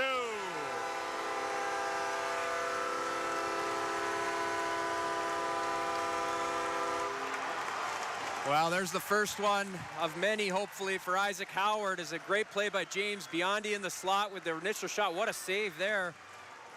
But Isaac Howard cruises in on the weak side, and just Johnny on the spot buries it in the back of the net. You'll see a nice little play, rush up the ice. Again, a zone entry where a player makes a play. You got to come across the line with the intent of making an offensive zone play. And that's what Dominic James does there as he enters the zone. Isaac Howard, patient on the backside, picks up the garbage. And the freshman gets his first goal of the year, first as a Bulldog. Isaac Howard led the United States under-18 team last season. 33 goals, 49 assists. That's what we know about him. At least one of the big things we know about him is he can put the puck away. And a big goal for him. Arizona State back on the attack, though, in the pass just deflected. Otherwise, Ty Jackson was in behind the defense. Olsen and Biondi officially the assists. I was pointing to you at the replay. Quinn Olsen got a touch to that puck after the initial shot was saved by Septim Helter. He just kind of nudged the puck over to Olsen, whether it was intentional or not. That's what created the space for Howard to bury the rebound. Now it's James from the corner, works his way out, and Olsen fires one off the side of the net. This line buzzing now, 4.5 minutes gone here in the third period. Already a goal each way. We're tied 2-2. That was a good eye by Uzak. I didn't see that little touch play. If it was, maybe we'll get another look at it and break it down a little bit more, but icing here on Arizona State. Time to remind you that if you can't be at the games, Hoops Brewing in Canal Park is the next best place to be. A selection of over 20 beers means something for everyone to enjoy. Plus, they've always got the big game on the big screen. Hoops Brewing, an official watch site of UMD hockey. Shots now 27-21 in favor of UMD tonight.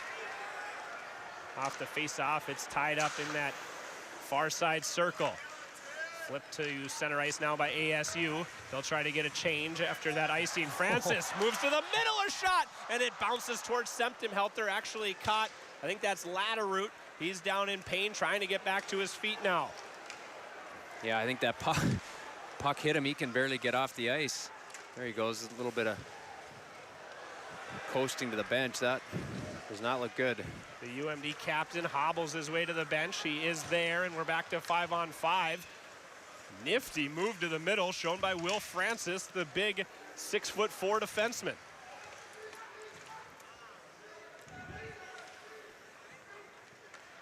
Now Lovell to Murchison as things settle down a bit after that latest rush by UMD. They've had most of the momentum since that Howard power play goal. Lovell up the boards, Jensen. He turns it over, Loney, high slot towards the net, missed on the glove side. The rebound, Howard tried a centering pass, now again in front, and Lowite couldn't jam it in for UMD. It came free, tried to go to the point, it's taken by Shane. On the backhand, towards the middle, sticked easily aside by Stayskal. Big hit thrown on the far side. Back to his feet is Kaiser, as the puck comes free to Darian Goetz, one of the Hermantown guys again on this team. Blake Biondi, Jesse Jacques as well. Shot in by Arizona State off the end wall. It's taken by Olsen. Out to the blue line, held in at the far side, and a shot towards the net deflected up out of play. Goals each way so far in the third period. We're tied 2-2 here on My 9 Sports. Not often you get a player of Isaac Howard's caliber to come into your program, just the 5th Bulldog all-time to be taken in that first round of the NHL entry draft. A pretty special player.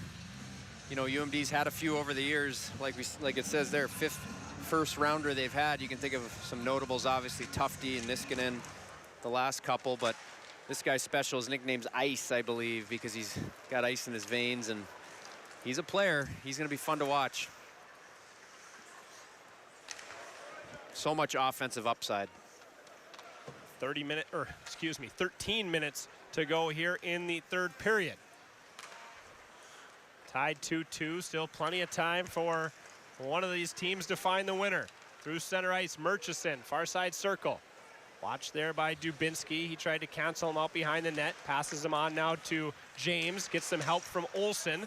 It pops free to Dashke. 3-on-2 as they cross the line. Gives to Biondi. Tried to come back to James, and a diving back check by Master Simone. Nice play by him to deflect that pass intended for Dominic James. Centering pass now, and Lucas Sillinger, the goal scorer this period for Arizona State. Almost Johnny on the spot. Cleared away by UMD, and now it's the captain, Doan. Near side, Schmaggy. Decides to sidestep Dashke, and does off the sharp angle shot. That one deflected up and into the far side corner.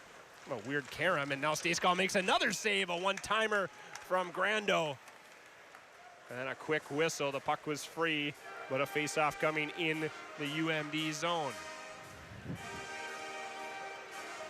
Yeah, Stagecall covered that last one, but Arizona came in hard to try to dig it out. The puck actually did come loose, but the whistle had already went. 12:10 to go here, third period. Shots 30-22 in favor of UMD. You get a look there at the last save by Zach Stayskal. He's played very, very well. Scott Sandlin obviously non-committal about deciding on who will be the #1 goalie as we go forward this season. He brought in Matthew Thiessen from Maine, a transfer player, and he's also got a freshman, Zach Sandy, in the goaltender room as well. But as I said at the outset, Judd, it would seem that this is Zach Stayskal's job to lose this season. Well, he obviously getting the start tonight means he's, like you said, he's going to have to lose it or show that he doesn't deserve it, and he's looked good so far tonight. Interesting to see. I think these other guys are very capable. Well, that's the thing. You know, Matthew Thiessen, the transfer from Maine, he's a Vancouver Canuck draft pick. He's a big kid, also a big goaltender. at 6'2".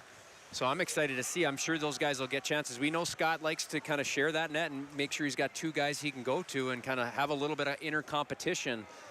And there's nothing wrong with that. Wouldn't surprise me to see one of those other 2, if not tomorrow, in a couple weeks when the Bulldogs go on the road for the first time to Mankato. Latterroot, the captain, back out there now for UMD. He took a big hit along the boards. The puck pops free now. This is Dubinsky, hops up in the play. Gives it to Steves on the far side. Sharp angle shot, deflected around the glass. Gallatin holds. Plays it back to Steves, knocks it down in the corner. Goes to work with Lovell defending. Now Latterroot lost the puck along that near side wall. Dubinsky, nice job to spin it around the far side as we near the halfway point, the 10-minute mark here of the 3rd period. Chipped into the zone. Lovell back to collect it for ASU. UMD changing 4 of its 5 skaters behind the play. Jackson will tip it in, and now Arizona State will change most of its players as well. Spicer ahead for Bettens. Kicked it ahead. Now he goes to work on Dangos. Kyle Bettens, a big body. We talked about the big bodies they added on the blue line. Long shot from Goetz was blocked, but Kyle Bettens, 6'3", 215 pounds. He might become that power forward that Scott Sandlin likes to use in the bottom 6 of his lineups. Yeah, this will be a fun line to watch if they create that chemistry with Spicer, the freshman, who we talked about a little bit. Behind the D now cuts back, tries to give it to Doan. And now Bettens kicks it free from him. I thought Mastro Simone had a path to the net. Now it's James for UMD. Leaves it there for Daschke. Jumped up in the play. Had it knocked away. It comes back to Dominski. Walks in. Save made. The rebound. A save by Sempton Helter as Dominic James made a bid for goal number 2 tonight. It's tied 2-2 midway through the 3rd on My 9 Sports. It is time for the My 9 Sports Bulldog Fan of the Week. This week's fans are Cece and Papa Mike. For your chance to be Fan of the Week, post your photos on the My 9 Sports Facebook page or email them to my9sports@kbjr6.com. The My 9 Sports Bulldog Fan of the Week is brought to you by the Duluth Tap Exchange and the Tap on Tower. 9:15 to go here, period number 3. Shots 32-23 in favor of UMD. Heavily favored in this period after they were tied 20-20. After 2 periods, now Mastro Simone again behind the defense. He's got Doan going to the net. Centering pass, a pad save by Stayskal. The rebound, they score. Lucas Sillinger, his 2nd goal of the period. And again, Arizona State, a 1-goal lead. Well, this whole play started again with a zone entry for UMD, head in the offensive zone. They turn the puck over 10 feet inside the blue line. It goes back the other way for an odd man rush. And Luke Sillinger comes in late. He's the 3rd guy into the play there, and nobody picks him up, and he just kind of chops the puck over a sprawling stage call into the back of the net for his 2nd of the night. But again, a zone entry that goes for naught for UMD. I think Scott Sandlin's talking to the refs now about maybe some goaltender interference. It didn't look like it to me. I'm not sure what he's arguing about, but part of the rule changes this year. Coaches have a challenge that they can use for a variety of things. And Scott Sandlin will use his here, challenging that play for goaltender interference. We'll give you a couple more looks at it as the referees step under the hood. The penalty for getting this challenge incorrect, not much right now. You lose your timeout.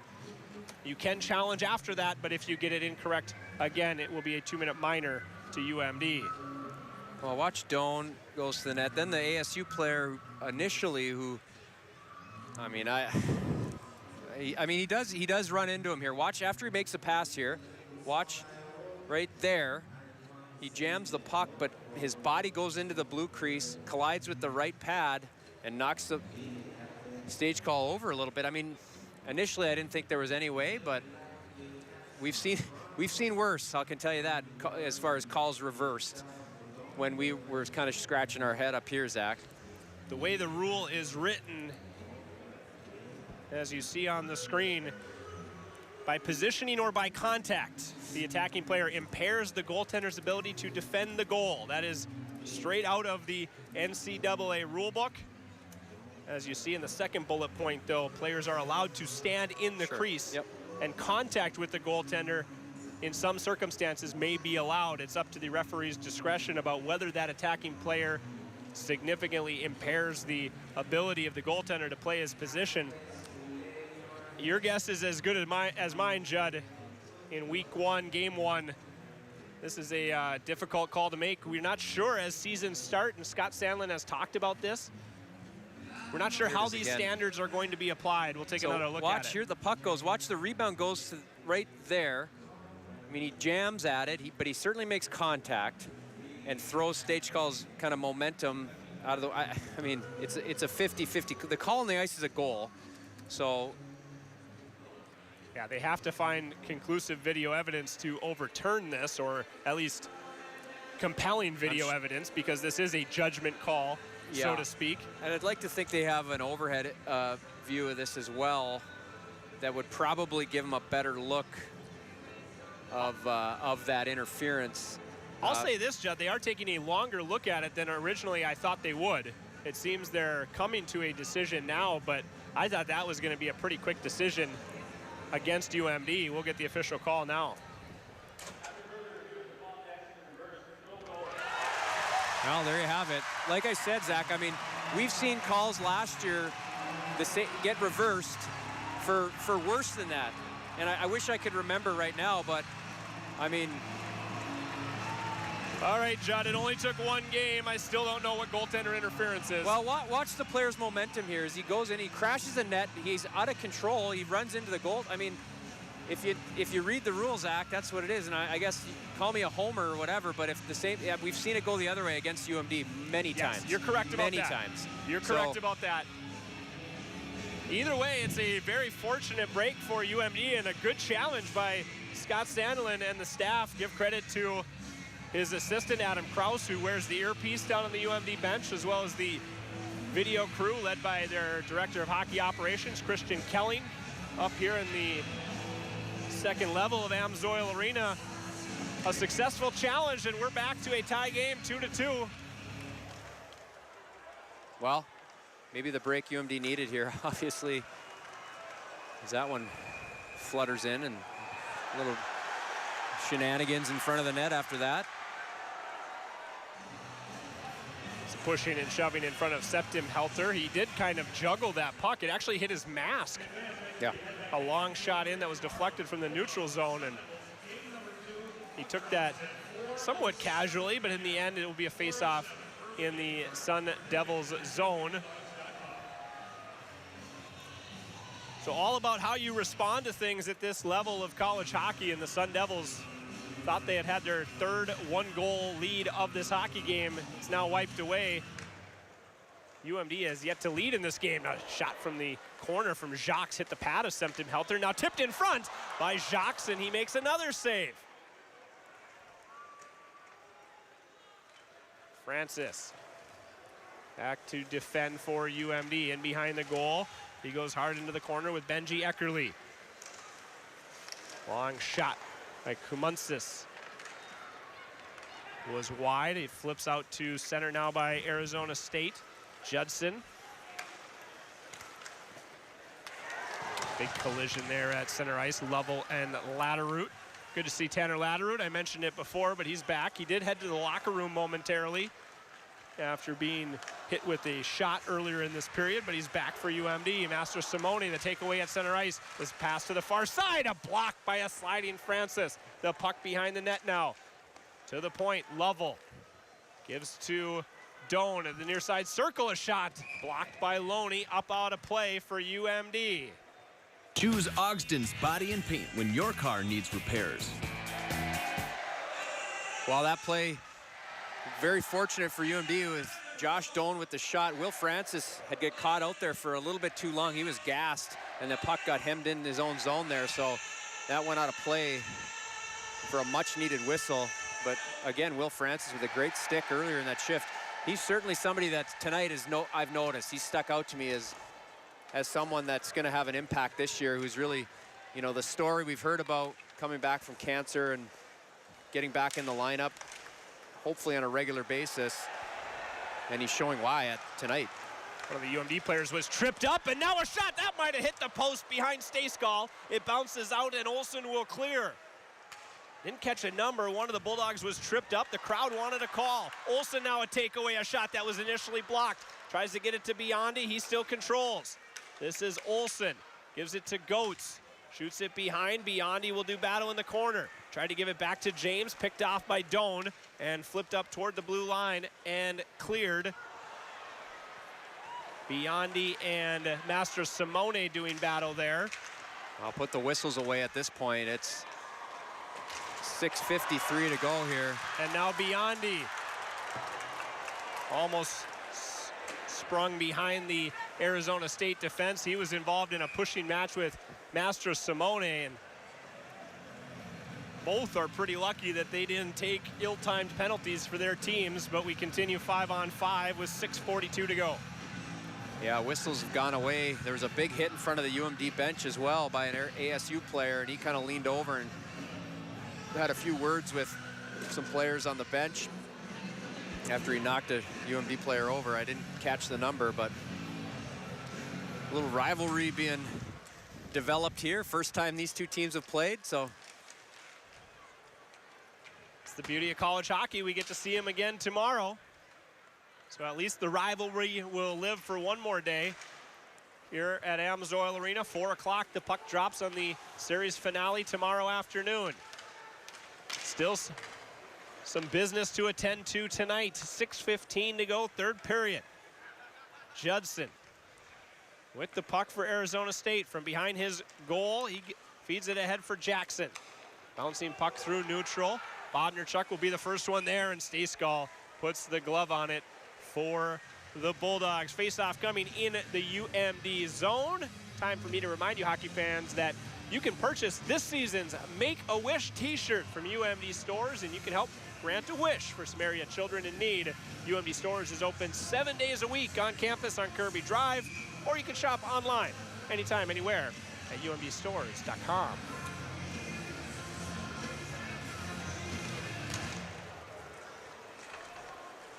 Six minutes to go here in the third period. Kaiser to Goetz. Bothered heavily by that fourth line of Arizona State. O'Reilly on the chase again. Kaiser reverses course, comes to Goetz. Off the boards, it's Steves. He gets it out to center ice. Latteroute tried to send it toward the middle, taken away by Jensen. And now it's O'Reilly again. He's canceled out by Kaiser, but a good shift here, forechecking for the Arizona State fourth line. Big hit thrown against Goetz, and now it's Steves across the line. 3-on-2 for UMD. Steves trying to drop pass there and just missed Jacques. O'Reilly 3-on-2. Now he leads the way for ASU. Gives it to Lovell in the zone, or in the slot rather, a shot, and Stayskal made the first save. The second one went through the crease area, and Stayskal is banged up behind the play. Keep an eye on that. Gallatin to Steves. Centering pass, that was knocked away. Stayskal still not back to his feet, really. He's picking up his stick now, and now we'll get a whistle with the play back at center ice, and Stayskal will have a chance to catch his breath. Yeah, he's finally just kind of coming into his own here. He's stretching out what looks to be maybe a lower body type of injury situation. Suze Hoppy, the trainer, Dr. Suze, will come out and tend to Zach and kind of tweak something as he made an acrobatic, tremendous save. Again, another UMD turnover into the offensive zone that goes back the other way, almost exactly like that disallowed goal. Arizona makes a great play off their rush, and Stagecall had to slide and make a tremendous save in the act of that. Looked like he tweaked something, so. Matthew Thiessen off the bench to start to warm up. And Zach Stayskal appears to be staying in the game. Great news for UMD, as he's been pretty good so far. 23 saves on 25 shots. His counterpart, TJ Semtim-Helter, equally as good. 33 saves on 35 shots for him. 5 minutes even to go here in period number 3.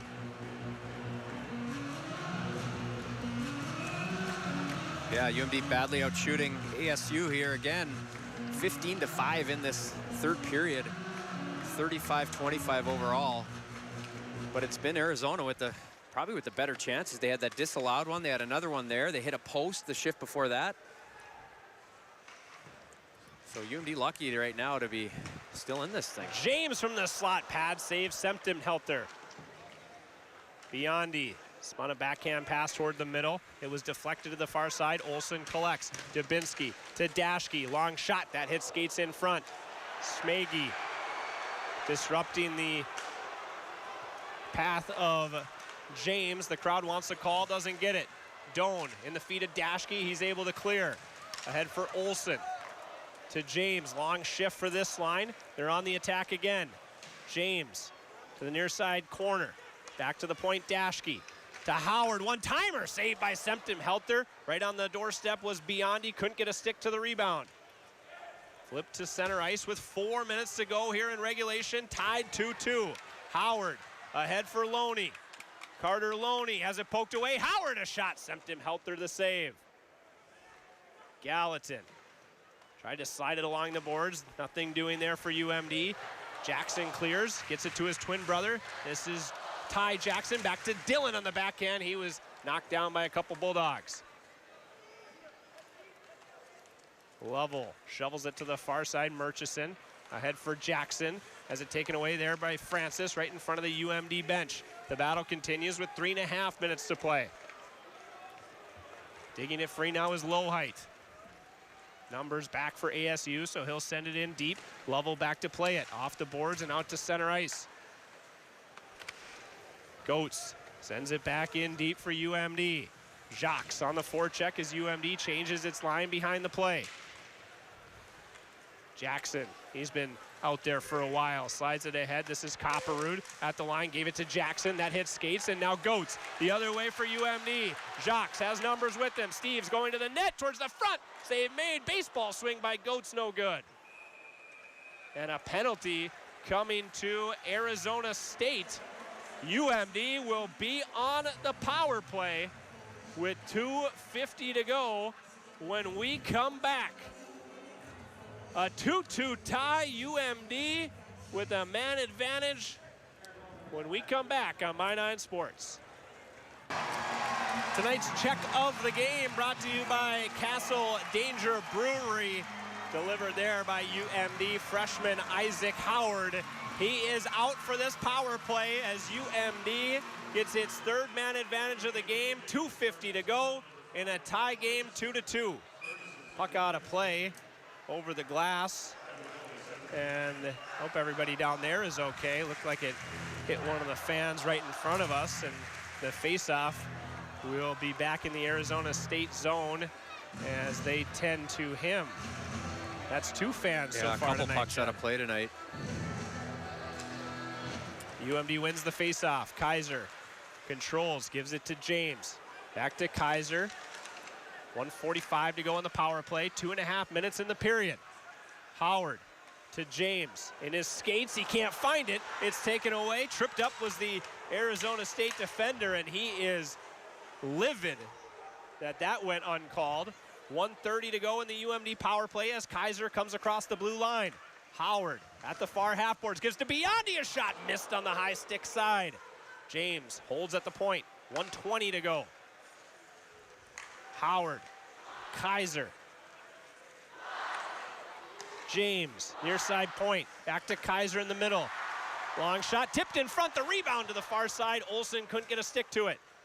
Now it's in that far corner. Howard and Olsen fighting for it there. It comes free, and Arizona State will clear, and now a breakaway for the Sun Devils. Kumunsis to the backhand, saved by Stayskal. He got the right pad to it. 50 seconds to go on the power play, 1:35 in regulation. Olsen to the point, Gallatin. Half the second unit out there now for UMD.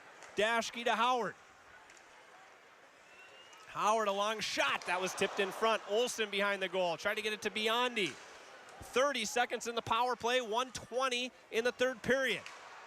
That one gets past Gallatin and all the way down. That'll kill some more time for Arizona State. 20 seconds in the power play as Dashke picks it up behind his own goal. Final 10 seconds now of the power play. Final minute of the period. Loney drives wide, stops there. Dashke to Gallatin. Back to Dashke. Far side. Steves a shot missed on the glove side. Back to 5-on-5. Murchison is released. It pops free to him. And lucky for UMD, he could have been in on a breakaway. 40 seconds to go. Gallatin behind the net. A wraparound chance there for Arizona State. Comes free to Sillinger. To Lovell now at the point. Off the bench, far side, centering pass. Comes to Sillinger, he fires, and Stayskal, top of his crease, makes a save with 27.4 seconds to play. Well, that Loney had the puck kind of bounce over his stick there to tee that opportunity up for ASU. But before that, at the other end, it was UMD with that power play. They did a good job moving the puck around, but didn't really get many grade A looks at that. We're going to see a timeout now for ASU. Look at an offensive zone chance here to draw something up. Here's a look at that last Look at sequence. Loney, 33 in the middle. The puck kind of comes to him, and I'm not sure if he just wasn't ready or if it just took a funny bounce, but it got right over his stick there. He's in perfect defensive position. That's exactly where you want your weak side forward to be, down in the house, protecting that middle area, and it just went right over his stick and created a pretty good look with 27 seconds left here in this tied hockey game. Demetrius Kumunzis had the best chance of that power play, and that came on the kill for Arizona State as he had the breakaway, and Stayskal just got the right pad out. Hard to speculate on what was bothering him earlier, but it did look like, as you mentioned, Judd, something with that lower body that he was trying to stretch out with the athletic trainer, Suze Hoppy, and he looked fine on that save. An important one here for UMD. Yeah, the biggest one of the night, obviously, at this point, so we'll see. Big offensive zone faceoff here for ASU. They'll throw their top line out here. Sillinger, he's a name we've heard a lot tonight. Had that disallowed goal, almost had another one, and he's on the wall here. Watch him walking off the left-handed shot. He's on his offside here, so he can step to the middle and try to find this puck and get a quick shot on goal on his forehand here. 27.4 seconds to play. They win the faceoff. Back to the point, Semick, long shot, it hit Doan. Comes back to Semick now, lines, fires, hit bodies again. Near side circle, Olsen fighting for it there. Comes free to Mastro Simone, he's still got it. Near side wall, at the point. Judson, long shot, blocked by UMD. Knocked down now, comes back to the point, Semick.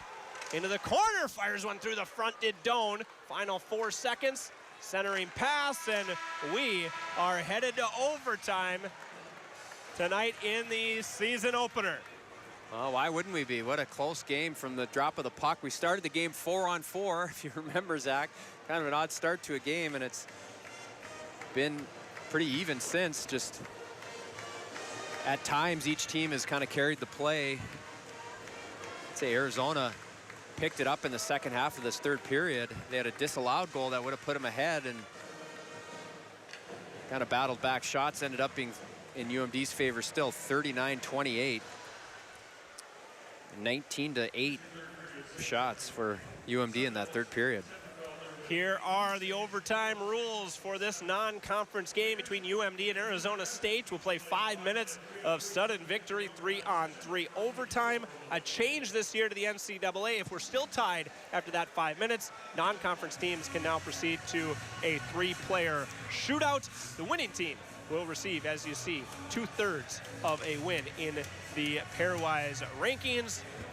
Of course, non-conference, no conference points to be determined here tonight.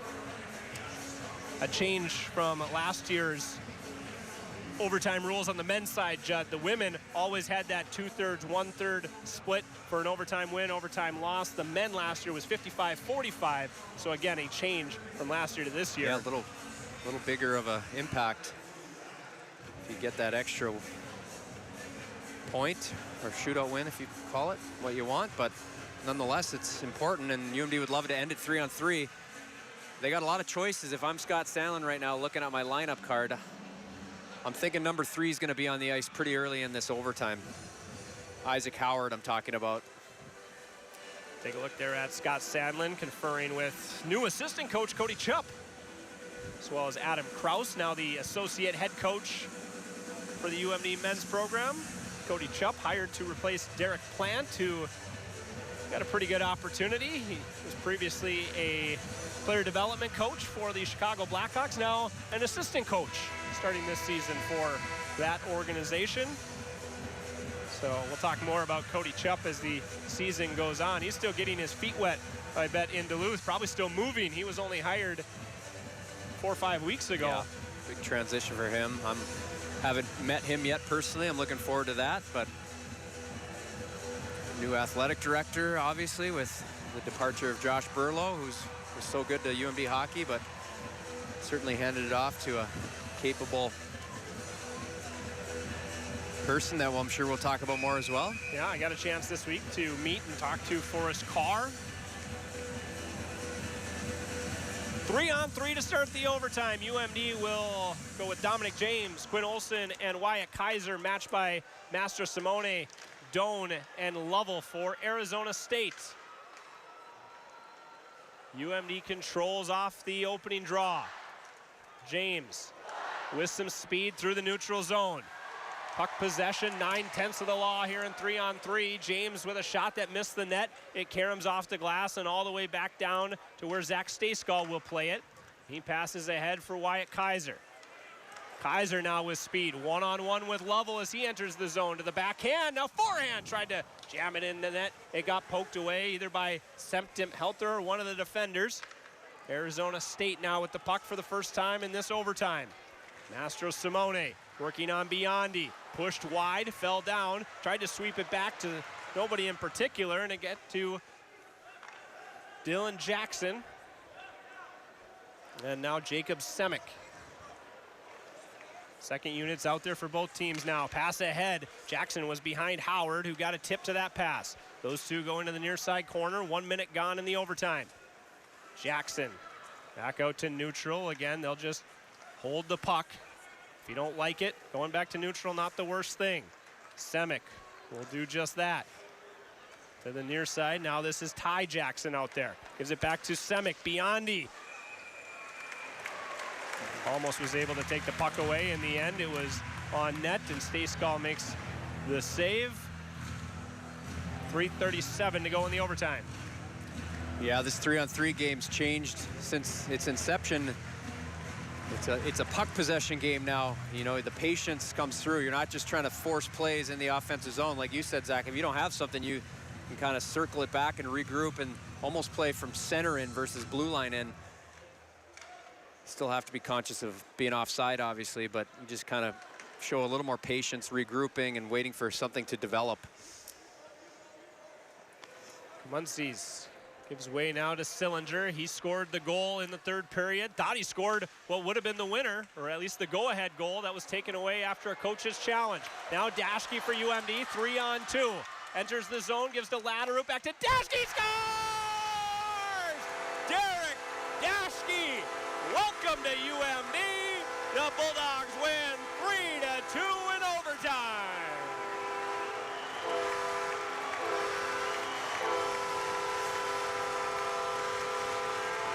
Well, that was the break that UMD needed. It's a classic 3-on-3 overtime goal where a guy falls down for Arizona State and it creates an odd man rush the other way. Dashke doesn't hesitate. He realizes he's got a man down. He gets the puck. He gets up in the play, gives it off like he drives the middle of the lane, gives it off, and then opens up for a one-timer and absolutely hammers that one past the goaltender. Nice to see the newcomer, the transfer for UMD, Derek Dashke. A lot of talk about him having a big impact here, and boy, oh boy, is that a big impact in your first game to score the OT winner. Thanks for coming. He had 24 goals, 61 assists in 4 seasons for the Miami Redhawks. His first goal for the Bulldogs is a big one. They get the win 3-2 in overtime. We will take a break, and after that, you will hear from the game-winning goal scorer, Derek Dashke. It's 3-2 Bulldogs, the final score tonight at AMSOIL Arena on My 9 Sports. 3-2, the Bulldogs get the win in the season opener in overtime over Arizona State. Right now on the ice with our Matt Halverson is the game-winning goal scorer, Derek Daschke. Derek Daschke, welcome to UMD. Can you take me through the game winner? No, thank you. No, it was a really good play. They had a guy attacking in on me, and I kind of sealed off the play, and he fell down. So I recognized we had a 3-on-2 rush. Then I was able to drive the middle and kick it out to Tanner, and he just made a really good pass back to me, and I was able to take a one-timer into the back of the net. You're no stranger to this building. At Miami, you did a lot of the power play. You were in a lot of those odd man rush situations. It felt like you fit right in on that play. Is that how it felt? Yeah, no, I'm happy to be a part of the team, and the guys have really welcomed me in here, and I think we got a great group of guys, and I'm excited what we can do this year. You guys didn't lead until, obviously the very end there in this game. It felt like a lot of chances, didn't quite get there. How was the game from your perspective? I just think that shows our resiliency. Obviously, that's not our A game there. We had some letdowns. We had some deep pinch plays where, the coaches got on us and they weren't happy with it. But I think it shows our resiliency and our compete level there, and we were able to pull through there at the end. Awesome. Well, tomorrow night you get one more. What are you looking to do tomorrow night against this team that it was up and down for a while? The 3 periods were really different tonight, I thought. Yeah, no, I think tomorrow we're looking to string together 3 full periods. We didn't string together 3 today, so hopefully we can do that tomorrow and get another win tomorrow. Well, Derek, congrats. First game in a Bulldog uniform, game winner. Thank you, appreciate it. Bulldogs win a fun one tonight, guys, 3-2. Yeah, one of the new faces that we've talked about all night long, Judd, one of the guys that rightfully so, I think fans were excited about when he announced that he would be playing that extra year and transferring here to UMD. And we've talked all night about the freshman and how it's going to take some time to get used to life in college hockey, life in the NCHC once conference games start. Derek Daschke is a guy that doesn't need that time to get used to this level or this conference or, as Matt said, even this building. He's a guy that has stepped right in. He's expected to contribute, and tonight certainly he did. Yeah, I mean, you can see his presence out there and the coach's expectations of him, too, throwing him out there in that 3-on-3 situation, knowing he can be responsible. Like he said, he shut down the one-on-one play on the wall, but then had the smarts to jump up in the play and offensively drive the middle lane and dish it off, like he said. So that's what you want. And UMD maybe being a little short on the back end this year going into it, that was a question mark. Getting that Daschke to transfer was a huge pickup for them. I know they were really excited about that. So again, the impact he had offensively tonight, I liked what I saw tonight.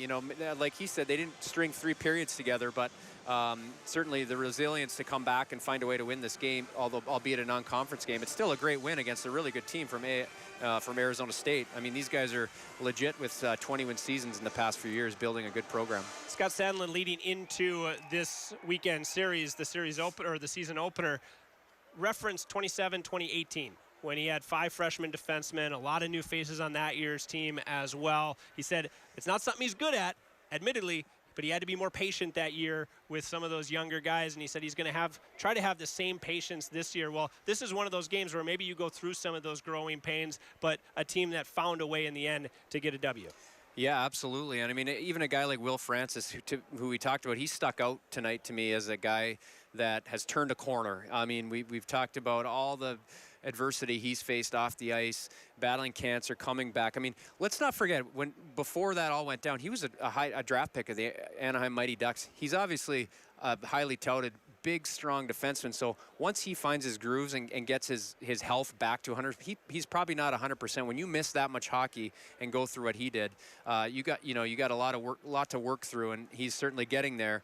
As we take a look at the game winner there from Daschke, but Will Francis is another guy like Daschke on the back end that I think is going to have a huge impact on this team this year. Yeah, a lot of guys, maybe new faces. Will Francis was on the team last year, didn't play a lot, but Derek Daschke, Isaac Howard, both with goals. Dominic James, as we talked about, a guy that was on the team last year, scored 6 goals, but he had such a great summer, such a great progression that I think people were talking about him, guys in the locker room were talking about him in a different manner headed into his sophomore season. There are big things expected and jumps expected to happen up and down that lineup. So it was fun to watch, and UMD ends up with a 3-2 overtime win tonight in the season opener over Arizona State. Let's take a look at what we got coming up here on My 9 Sports. Judd and I will be back tomorrow afternoon. Mark your calendars, change your alarms. It's a 4 o'clock start tomorrow on a Sunday for the season, or the series finale, rather, between UMD and Arizona State. So we get to do it again tomorrow afternoon. I love it. I love hockey on Sunday. Why not? 4 o'clock. A great way to end the weekend, and hopefully another victory for UMD if you're a Bulldog fan. And Arizona, what a great to see them play. Obviously the first time these two teams have met here at Amsoil, and we'll hopefully be heading to Mullet Arena, in a couple of years, where they will play their home game. So yeah. UMD 1-0 all time against Arizona State, 1-0 to start this season. Derek Daschke gets the overtime game winner. UMD a 3-2 overtime win over Arizona State. Thank you so much for joining us tonight. Thank you to our two corporate sponsors, Essentia Health and Kohler Chevrolet Buick GMC, for their continued support of these broadcasts all season long. We'll do it again tomorrow afternoon, 4 o'clock, game 2 between the Bulldogs and the Sun Devils. Good night, everybody.